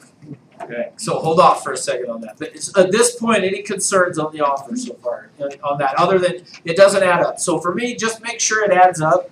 Again, it doesn't have to be exact, but put it close to what your plan is. If your plan is 0 down, then write it as if it's 0 down. If it's FHA, just take the offer amount and figure out what 3.5% is, and that's the balance. I have a question. So if it's the 20% down, is that on the 247 or the 246? Purchase. 247. Okay. Yeah, because the earnest money is going to I'm go just toward. double Yeah, no, checking. you're good. You're good. I had it right. The 240, it's on the 247 because the $1,000 earnest money is going to go towards the down payment. Correct. So good. Any other questions on any of that? Okay, we've been like an hour almost, and we've barely finished the first page. We haven't. So we only got 5 hours left. So are we getting that loan amount from their pre-qualification? Yeah, great question. So typically how I go about doing it is more based on how much down are they doing. And if they're doing an FHA loan, I just calculate what 3.5% would be Oh, okay, that's. to get the down payment, and then so we work backwards. So Got take the it, okay. 247 minus Just subtract the, it. yep, you got it. Yep. All right, any other concerns on that page? Seller's initials and date. Well, this is the offer to submit. Yeah, so at this point, we're only sent, this is just, we're This is writing, what we're sending over, so the seller, so the seller won't have signed it yet. they'll initial. Which actually, for you guys, while you're in the training program and until you've had 6 closings or at least a few closings, I want to review these before you submit them to the listing agent. Let me review, and it's not that I don't trust you or anything, but it's just, and I'll give you a quick example of why. If I review this for you before you send it to the seller, I'll be able to catch some things that maybe you might not catch that we could fix.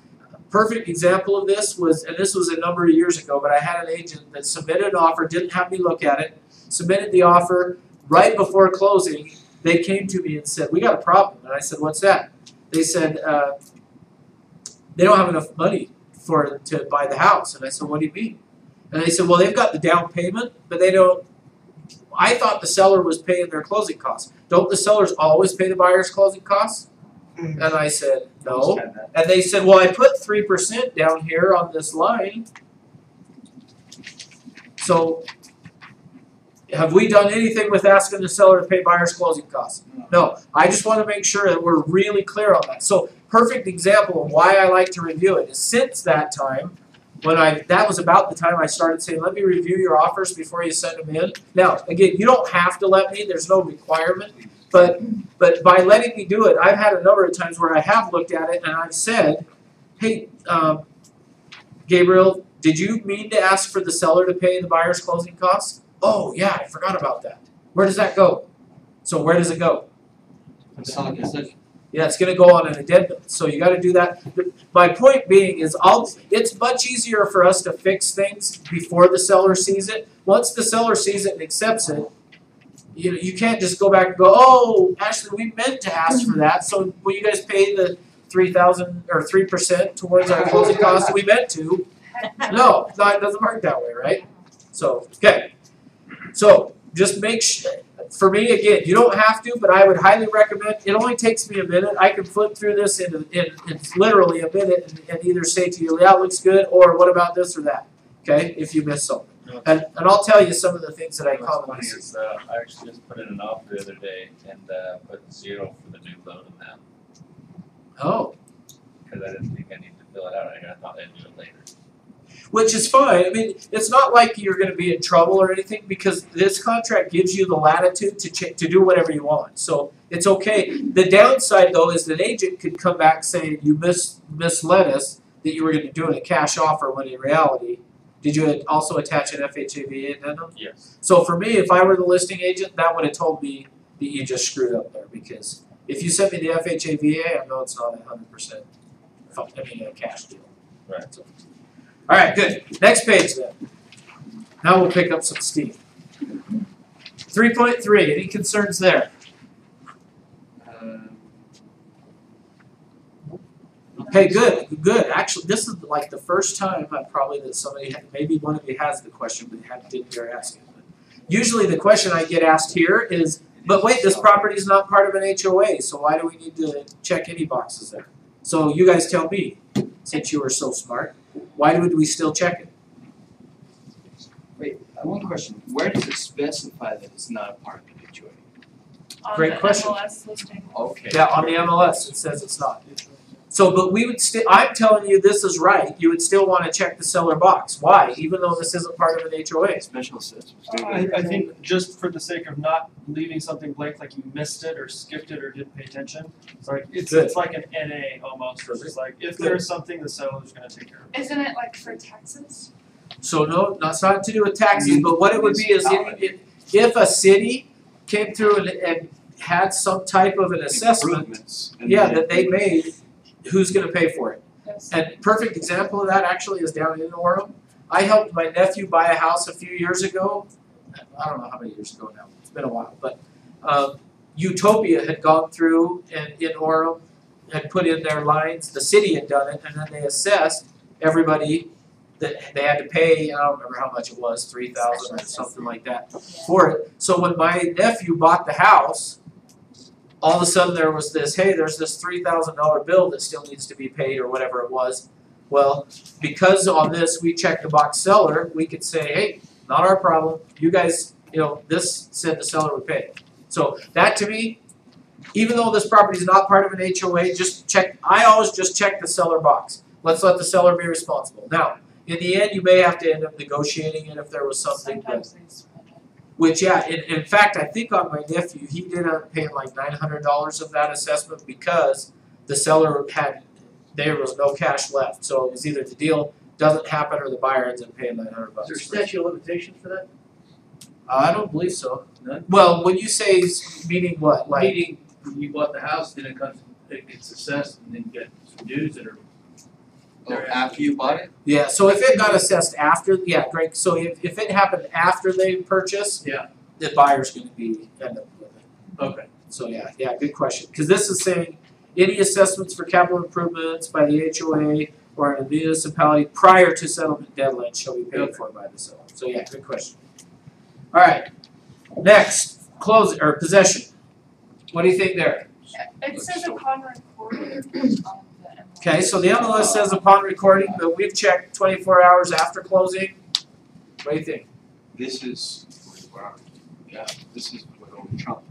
That's good. Yeah, so yeah, there's nothing wrong with it, but I agree with what Stephanie's saying. If the MLS says upon recording, then I probably would check the box to say closing. Then we'll get possession at closing. For me, here's how I usually do it. There's no right or wrong. I'm just going to give you how I do it. Other brokers may say something a little different, but if the property's vacant, I just always check the upon closing. If it's occupied, I usually will do 24 hours after closing, just to give them a little bit of time to get moving. Sometimes it's more.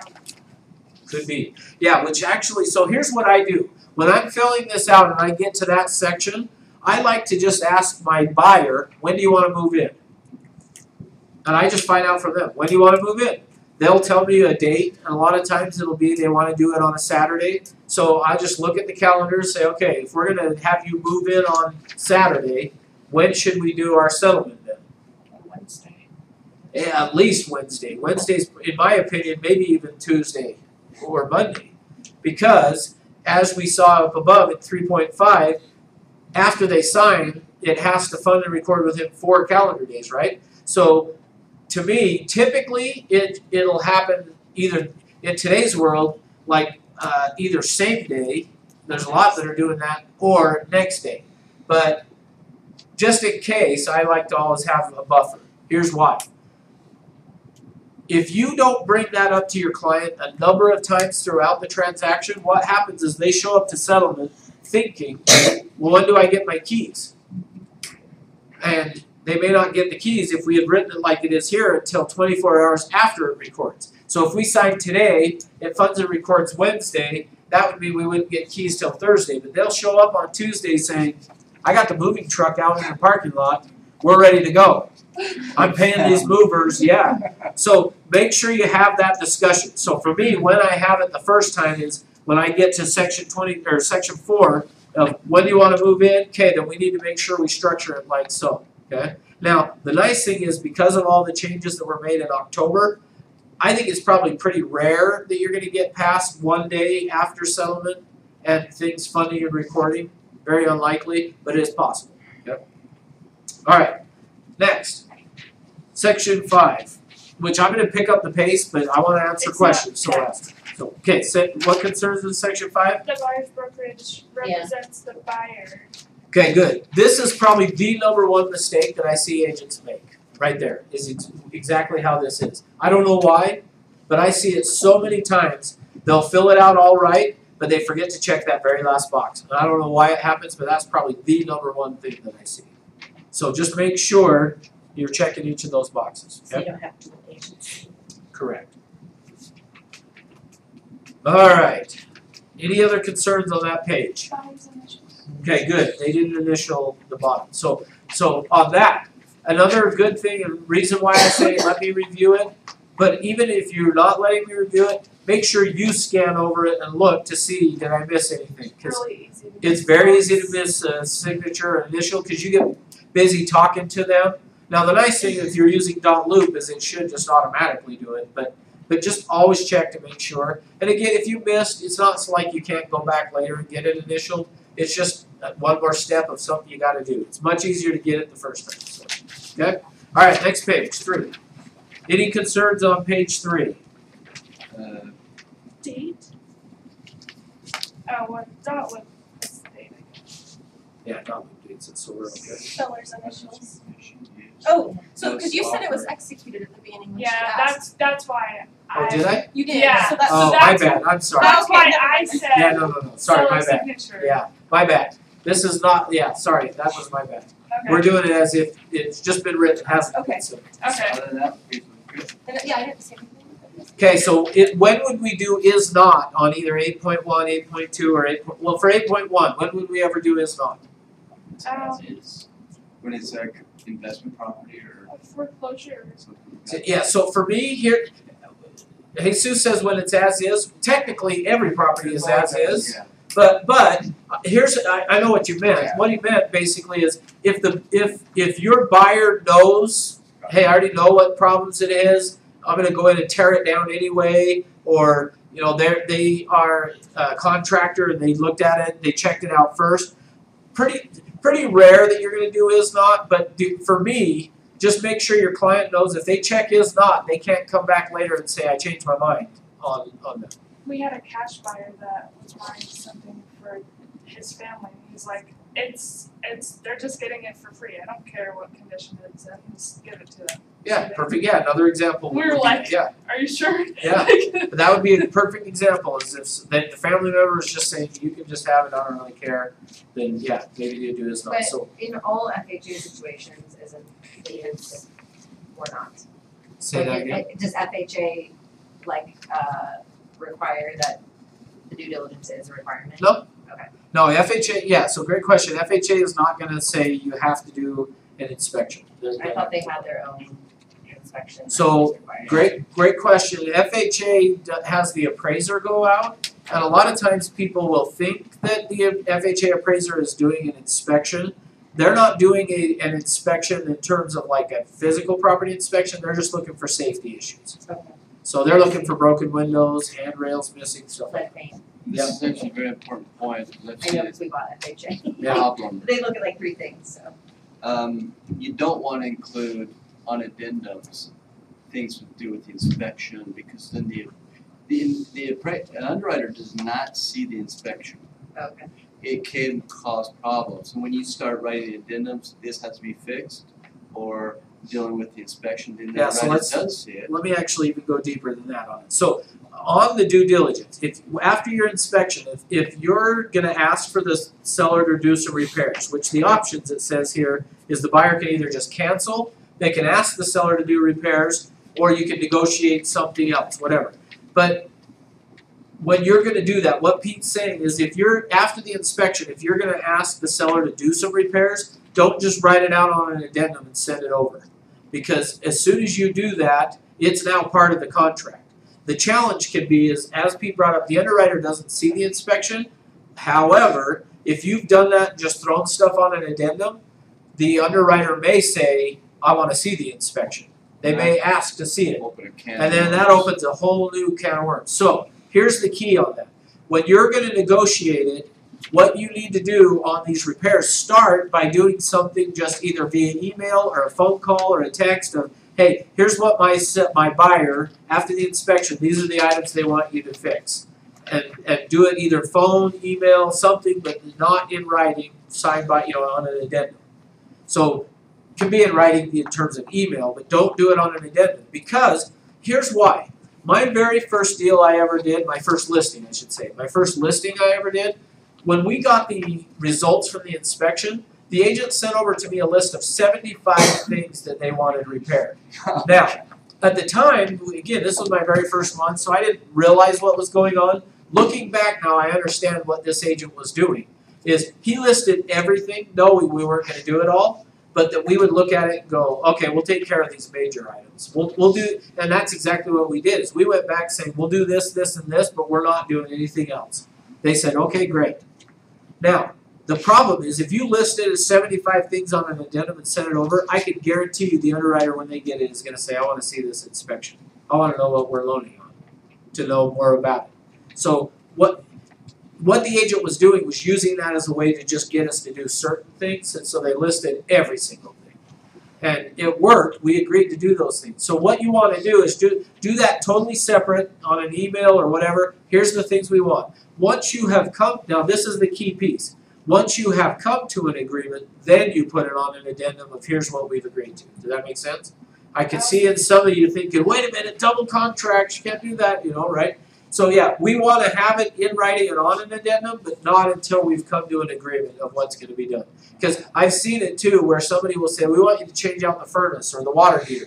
The seller says, no way, we're not doing it. It's worked great for us for the past 15 years. But the buyer's saying, yeah, but it's already used its life. It's going to go anytime. We want a new one. And the seller says no, but then the underwriter gets it and says, no, we want a new water heater put in. And now you're stuck with it. In this instance where you're negotiating buyer and seller of repairs, are concessions and allowances one and the same in regards to that? So No. let's say they had old carpet and paint, but they agreed to give an allowance for that.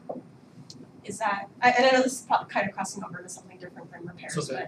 but No, that it is fits. different from concessions. Concessions is going to be it depends on how you're defining concessions. So it could be that they're the same, but typically for me, when I hear concessions, I think about buyer closing costs. The challenge with doing like give us a carpet allowance is a lender is not gonna give you a carpet allowance. So that's a challenge that you'll run into, is people will a lot of times say, we wanna sell it, yeah, we know the carpet's bad, we'll just give the buyers a carpet allowance that they can go out and do. When an underwriter sees that, they say no. So really, you're just saying, I'm gonna give you a $5,000 carpet allowance, but a lender's not gonna give them $5,000 extra. If you're just really saying, I'll lower the price by $5,000, you'll have to go do that on your own. Yes. Yes, that, cause here's why. Or the seller has to come up with that money on their own Yeah, during the process. Well, cause here's the challenge, an underwriter does not wanna see the seller giving the buyer back money. Because how do they know that you're really gonna go put new carpet in? You might take that $5,000 and say, woohoo, we're going to Hawaii. You know, we bought a house and we got a free vacation out of it too, by doing that.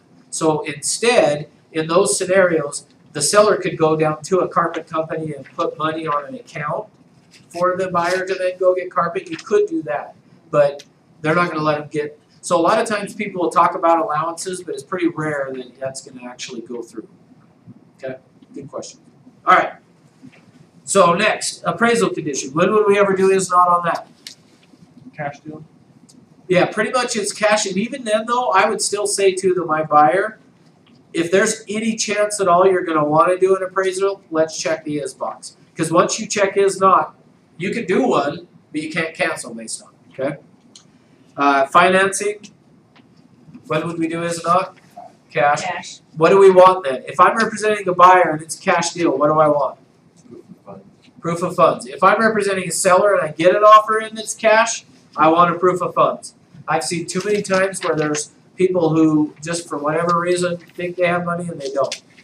And also they ask you if you, like when we bought our house in Alpine and we bought cash, you have to fill out a form that you obtained the money legal ways too. That's why you don't want earnest money in cash. That's right. Good. All right, 8.4. Now you can ask me your questions on 8.4. Any concerns there? Because the math is done that. Okay. All I wrote for this, like I've gone through and checked everything, all I wrote there was stupid. Because like you could just have, you could put will not in the amount of $1 million, right? I mean, we're not. Because we're not doing it. I thought it was weird too. Yeah, you can put anything there if it's will not, really, but if you put will, then that changes everything. So as this is written, you could just leave it, it's just pointless. Yeah, there's probably nothing wrong with it the way it is, although I would say if you're gonna check will not, I would put 0 on there. Yeah, you're exactly right. Because this is saying you're not gonna do it. But what if it did say will?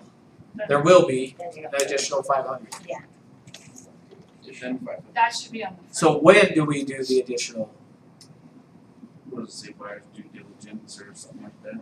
Yeah, or you're exactly right, or the purchase price of clothing, so is it just a credit? Financing and appraisal deadline whichever is later. Yeah, so the key on this, if you check the box to do additional earnest money, which pretty rare, I would say that you do that. The only reason you would do it would be probably a multiple offer to make your offer look stronger, would maybe be do it. But if you do that, make sure you collect the earnest money before due diligence deadline or finance and appraisal, whichever is later. Once we collect it, then how long do we have to get it deposited? Keep trying. Nope, keep going. As far as this additional goes? Yeah, the additional earnest money. How long do we have? 3 days. So why is it 3 but the first page was 4? Because it's The on. page stated 4, but is it state considered 3? That's right. So because it doesn't say when, this was from real estate school that you guys did, where you have any monies you receive has to be deposited within 3 days, right? Yeah. Unless, as on the front page where it says buyer and seller have agreed to be 4 days. So that's the difference. So just make sure you remember that. But more times than not, just do will not and don't include additional earnest. Okay. All right. Why wouldn't you just Do it to begin increase with. the earnest money to begin with? Like, What do they need? Maybe they will need another paycheck. Just yeah, could be. But The only reason they would do additional is just saying this is how serious. Once we get past our finance and appraisal and our due diligence, we're willing to put even more money on the line that we're going to buy the property. So, all right. 9, addenda. There are or are not any concerns with this? Well, isn't there an addenda that gives you the number of? So you got your FHA loan that's checked, but then you also have the number 1. Correct. Good. So because we've got a number 1 addendum, we needed also to check the box for addendum number and then write in addendum number 1 there, okay? Good. You know, as a lender, I ignore the first page. I have no credence to this at all. Right. Yeah. But as an agent, I care because I want to know which, how are they doing a zero down or are they putting cash, the whole thing. So, all right, section 10, home warranty. What do you think there? Looks good. Yeah, nothing wrong with that. So there's not really a right or wrong on it. I just usually say, here's how I think about it. When I'm representing the buyer, I want to be in control of that home warranty because if there's a problem with the home warranty company afterwards, that buyer's going to be calling me saying, hey, the home warranty company didn't come through. So I want to make sure it's a home warranty company I trust when I'm representing the buyer. When I'm on the seller side, whatever. I mean, because they're probably not going to call me. So if the buyer wants to do something different, then that's probably okay. But for me, I just always try to think of it as I want to be in control of it. So, okay? And I've got a horror story, but for the sake of time, I won't tell you, where my nephew bought a house, we just went with whatever the seller had home warranty, and then they wouldn't pay for some stuff. And that's where I learned my lesson. When I'm representing the buyer, I'm making sure it's a home warranty company I trust. Okay? Names of companies? American Home Shield is the one that I like the best, and this is just personal preference, but the other one that I know that the company here uses a lot is First American Home Warranties. So. All right, any other concerns on that? Oh, section 15, mediation. It shall or may? So, does this depend on the brokerage? The shall or may? Yeah. No? Either works. But Either works. Yeah, either works. But, so tell me why you asked that question. Because I was just wondering if like our brokerage had like a rule on this. 'Cause Nope. some of them do. So here's the rule you want to follow on this. Whatever your client wants. Shall or may. What's the difference?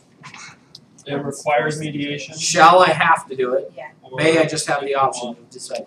So the company I used to work for, we had an attorney on staff, or 2 different attorneys actually. The first attorney that was there said, you want to do may.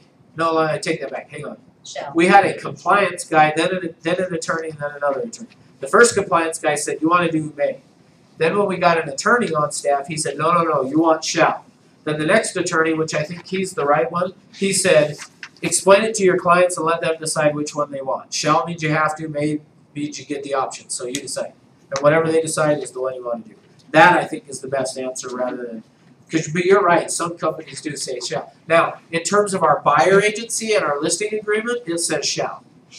So we do, from the company standpoint on that, we're saying shall, but when it comes to the REPC, it's up to your client. Just explain the difference, okay?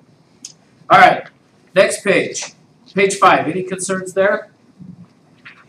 Oh, no. There's nothing to check. Okay, good, 6, page 6, what do you think on this? On the date, section 24. Those are long dates. Long days? What it's only No, it's 15 all right. days till. Oh, okay, from 9.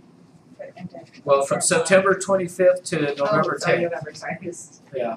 Oh, So it's like days. 45 days. Yeah. So it's a little bit long. No, But it's fairly standard. I it's guess okay. to process the loan and make sure, because you can do it sooner. Shorter. At the time this was written, that was probably a little long, Did it in but 2 weeks. Yeah. Now it's, for today's world, it's 30 probably days. okay. But yeah, you still 30 days. I would just kind of, as a general rule, you want to have your settlement deadline to be about 30-ish days, but always check with the lender to find out for sure. But Okay? can't you always do it before? not always. If the seller will agree to. Yes. Right.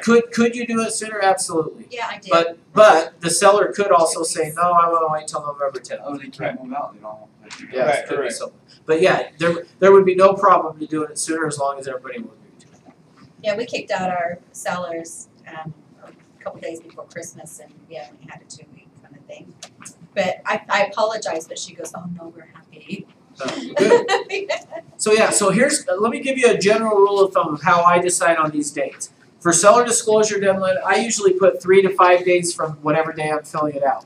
So now, sometimes agents will put in there 3 days after acceptance. Don't do that. You need actual dates in there. But I would just look at what today's date is. Today's the 16th of March. I probably would put like the 19th, or I don't know what day that is, but somewhere between 3 and 5 days out. Okay, so look at holidays or whatever, Sundays, to decide. So yeah, if it was Sunday, maybe I'd say the 20th then or something. But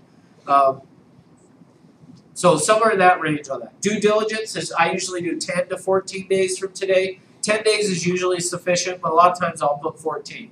Now, there is an advantage to putting the due diligence date shorter than longer. And so keep this in mind as you do this. A lot of times agents will think, well, I want to do my clients, I'm representing them, I want to give them a ton of time to be able to cancel, which the good sound thinking.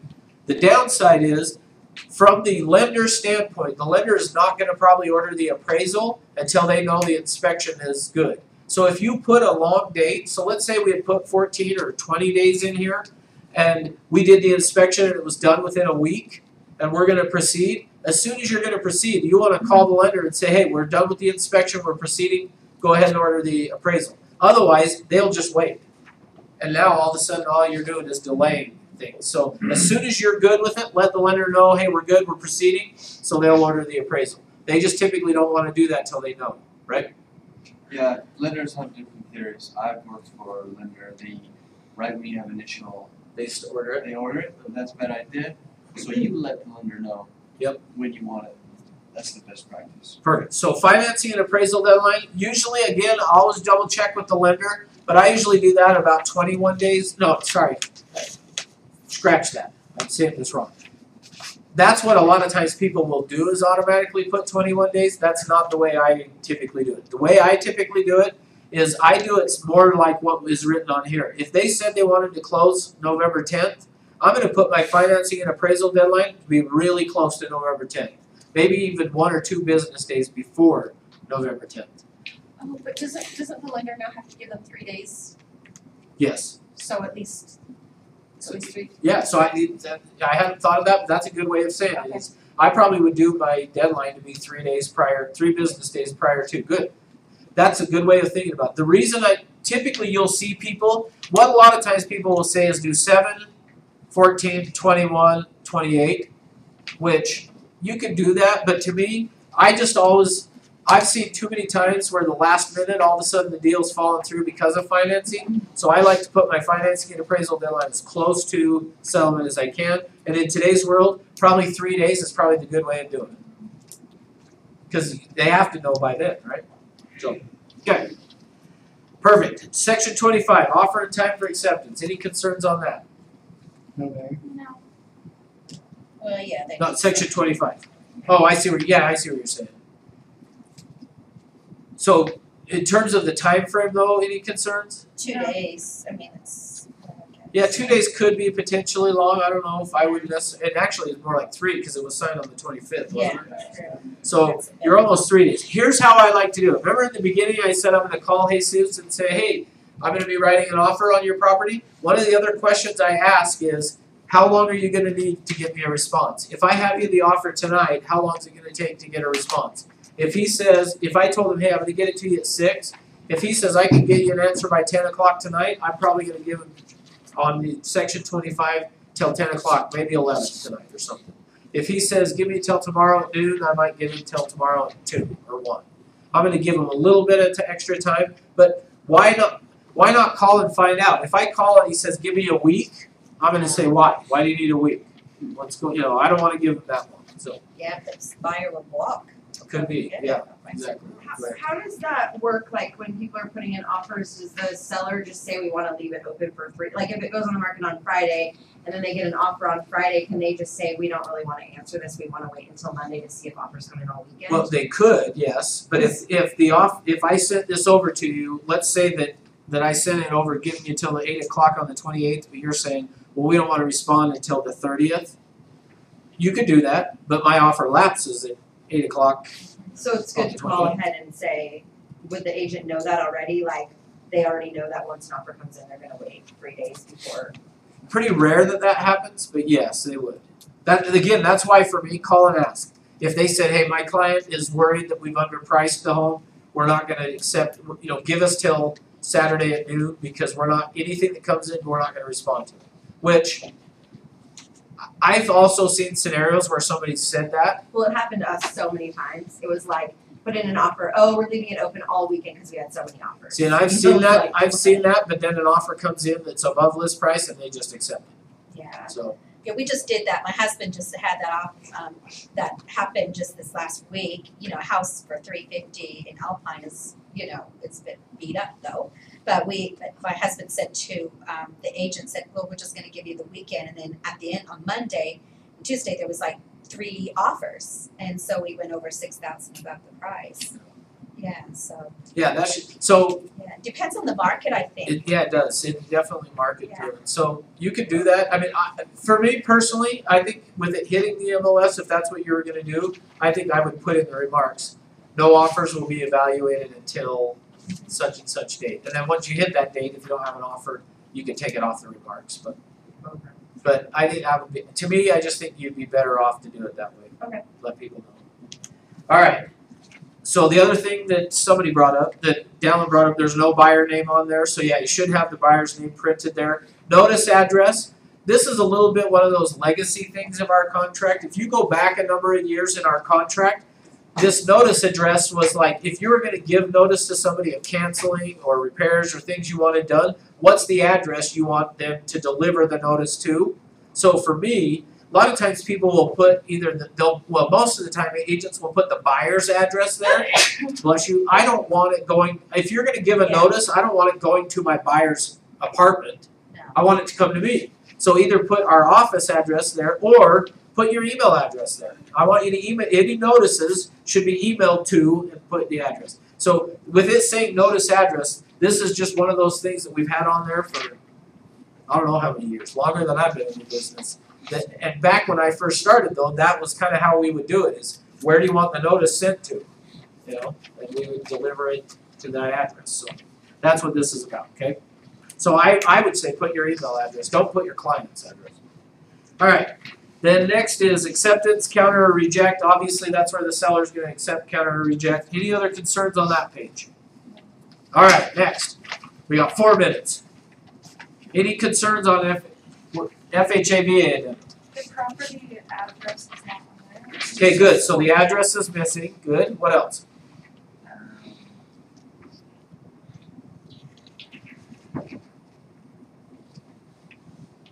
Really, nothing else on that is a problem, right?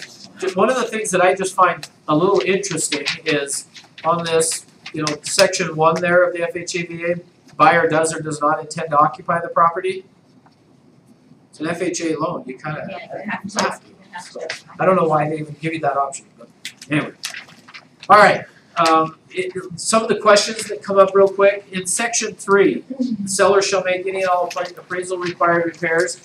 On that, how do you decide what to put in there? I usually just put, for me, I look at the condition of the property. If it looks good, I probably would put $500. If it looks like it needs a new roof or something, I might put $2,500 or $3,000 or something. I don't know. So I just try to gauge it off that. Section 4 is a misunderstood one. I would see a number there, but wouldn't it be more appropriate? I don't think put negotiable. Put it. You want to know, hey, if there's some minor repairs, then they'll spend the $500 or $1,000 to do those repairs. What if? So the FHA required repairs. Yeah, if you require stuff that's more than that, are you gonna?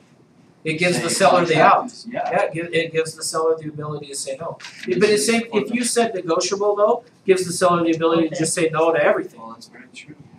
So at least by having an amount in there, they're guaranteed that they'll spend up to X amount of dollars to FHA required repairs. So section 4. On section 4, if required by FHA or VA rules, seller shall furnish a pest control report. This is how much money. A lot of times agents think this amount, they'll throw in like $75 or $100 because they think what this is saying is you'll spend up to that to getting a termite inspection done. This is saying what that dollar amount is if they found termites or pests, some type of pest in there that needed to get removed, how much will they spend to get rid of it?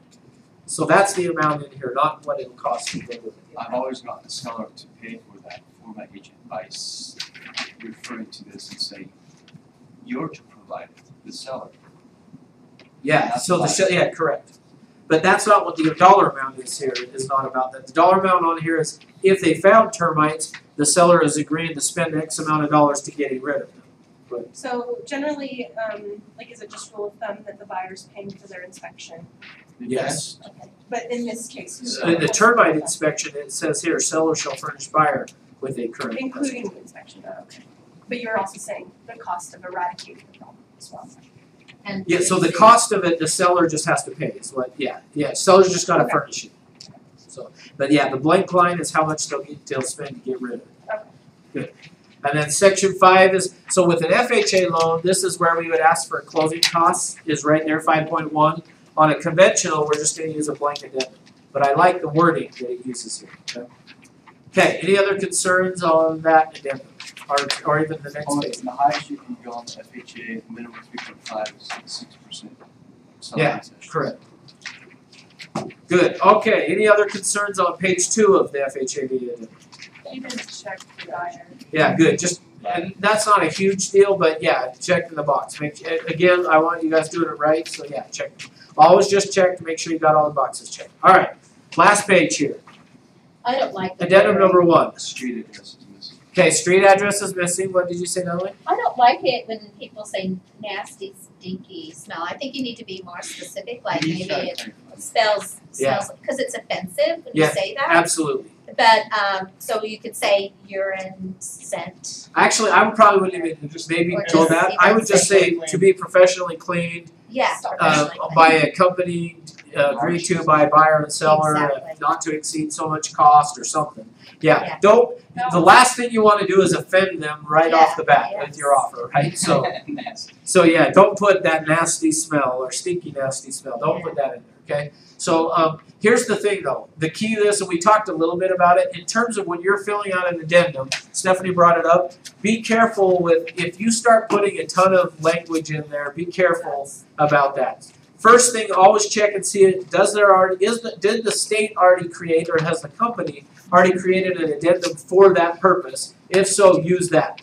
If not, then do it in here. So typically, anything you're putting on an addendum should be pretty short and to the point like this. But again, always let somebody else read it to make sure it makes sense. Because it might make sense to you when you wrote it, but they may get it and go, well, I don't understand what you're asking for, okay?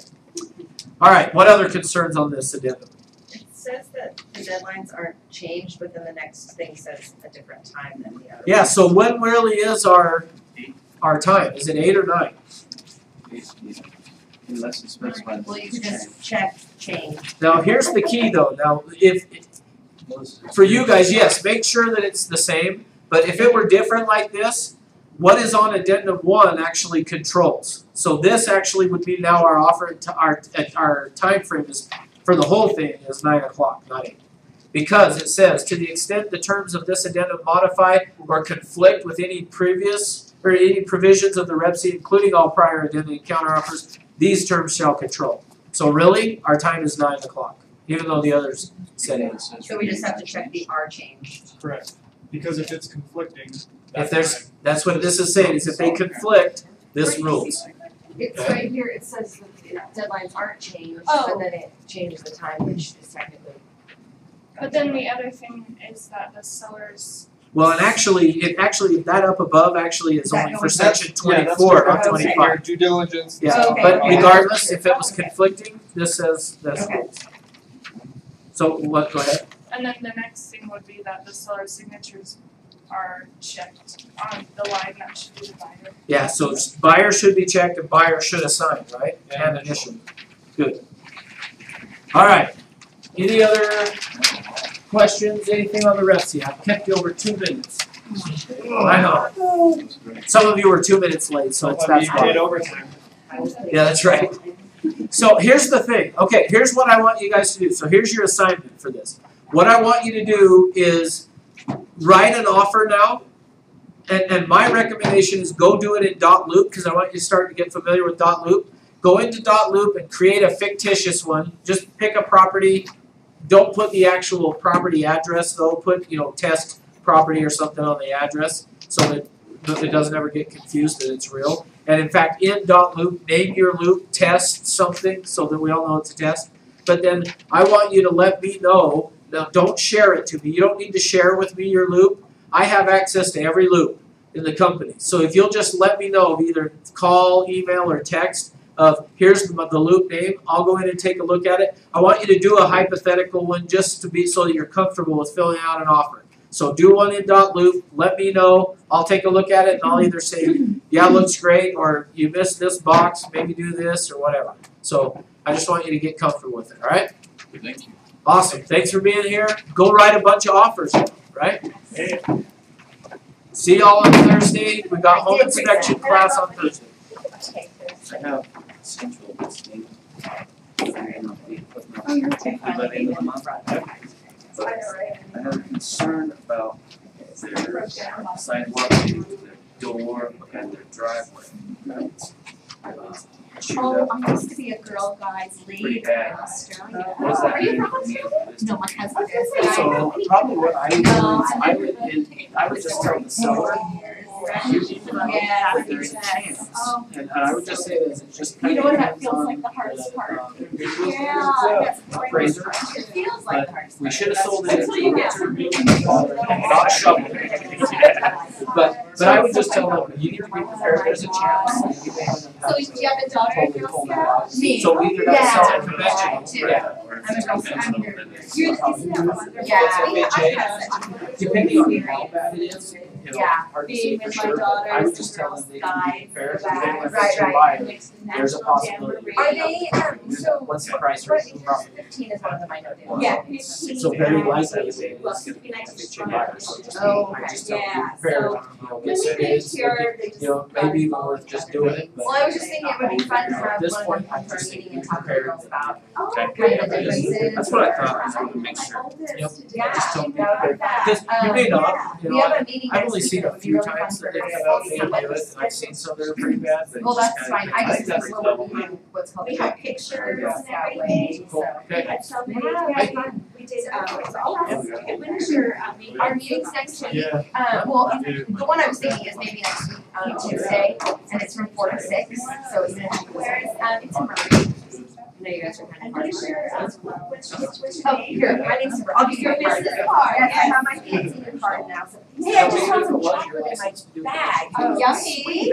Oh, There you go. Excellent. Yeah, So yeah. yeah, just. All right, and where's your card? The search for. Oh, look at that. Just when you click the search button, Yeah, 'cause I have she- another pin for you. you spend most of your time just on the. Is this mine? Once you click on You break search, it? you go to the I don't right, care, you'll those see are like, 20 for a dollar. And then we'll bring some pictures, we went in the outback. How's it going? Good, nice to see you. Yeah, thanks. Yeah, it's okay. You just have to find out what is it, Okay. how likely it is to change. I'm not there, because I'm not familiar with my phones. And I know, and I was gonna say, I should also watch 48 but I would classes. highly recommend. That's my task today, so. Yes, we went What to you don't want to do is you station, call and it. it was really, And I'm gonna smell How many classes have you been to? Okay, guides call from the city or insurance Yeah, as part of your due diligence. Korea, England, You know, it was really, I was like, good. yeah. My daughter was born in Fiji, so, I really, when he was there, we were planning to be there for a long time. So if there are some other companies So, I really wanted, because there was a. But yeah, all that stuff I I just was say. late on I the didn't last even one. Girl Scouts actually, but there was a location, I was always like, oh, this, I'm totally, because I was a Girl Scout with me, so, I knew that we said that. Circle it on your due diligence. All of a sudden, she was 5 You one need to day. check this out. We can start Girl Scouts already, now they're 9, almost 10, and my little one's 6, so. Yeah, it would be really great, even if it's not next week, maybe there's another day, we usually meet on Yeah, Tuesday. exactly. Cool, good, good job, yeah. There's, you know. How's it going? Good? Special- Oh, Russ. Russ, May 11. Oh, okay. Yeah. So, So you yeah, told she me has to some get time. involved with That'd be great. Cool, yeah, that's awesome. So have you signed on with us I'm already? sure everything Oh, in good. college working, yeah, trying to squeeze in where I should go. And I'm stopping. Cool. Oh, right. Good deal. As far as, is there a certain start point in these, or do they just keep rolling? So yeah, we just kind of keep You know, rolling through. from What it you'll was want to do is 70 day. Monday, every Monday at 1:30 we do an orientation. We do.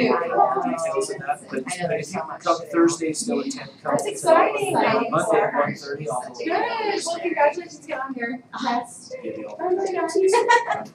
It's just in this room. It might be just me and you, or it could be me and you. It's All right. It's fun if it's just the two of you. Yeah. But we got a I quick, have I got private fire, orientation. wants to buy a home at DR or doing. So do we fill this out the same? No, when it, on a builder, especially like with D.R. Horton, they're gonna have all their own paperwork. So you'll do our agency still, but then typically the agent sitting the model home will do it all for you. It makes it really easy. They just, you sit there, they write it all up on their own contracts and everything. Is there a chance of getting them to include closing costs and Yeah. stuff like that? Yeah, they typically they'll plan on it. You know, they're gonna have to do that, so, yeah. Should be good. Well, they say if you use their lender, they'll let you have $2,000. Yeah, a lot of times they do that. So you've been through that? Oh, yeah. Which I usually just, Just a lot. what I tell, oh yeah, let me shut that off. Oh, I'm not asking my questions. They're so watching turn us. off. yeah, she wants it off, and then nobody else. Come on up. Although, No, I've that's had why people- I'm still back I've had here. a lot of people say, I love when you take a break because you,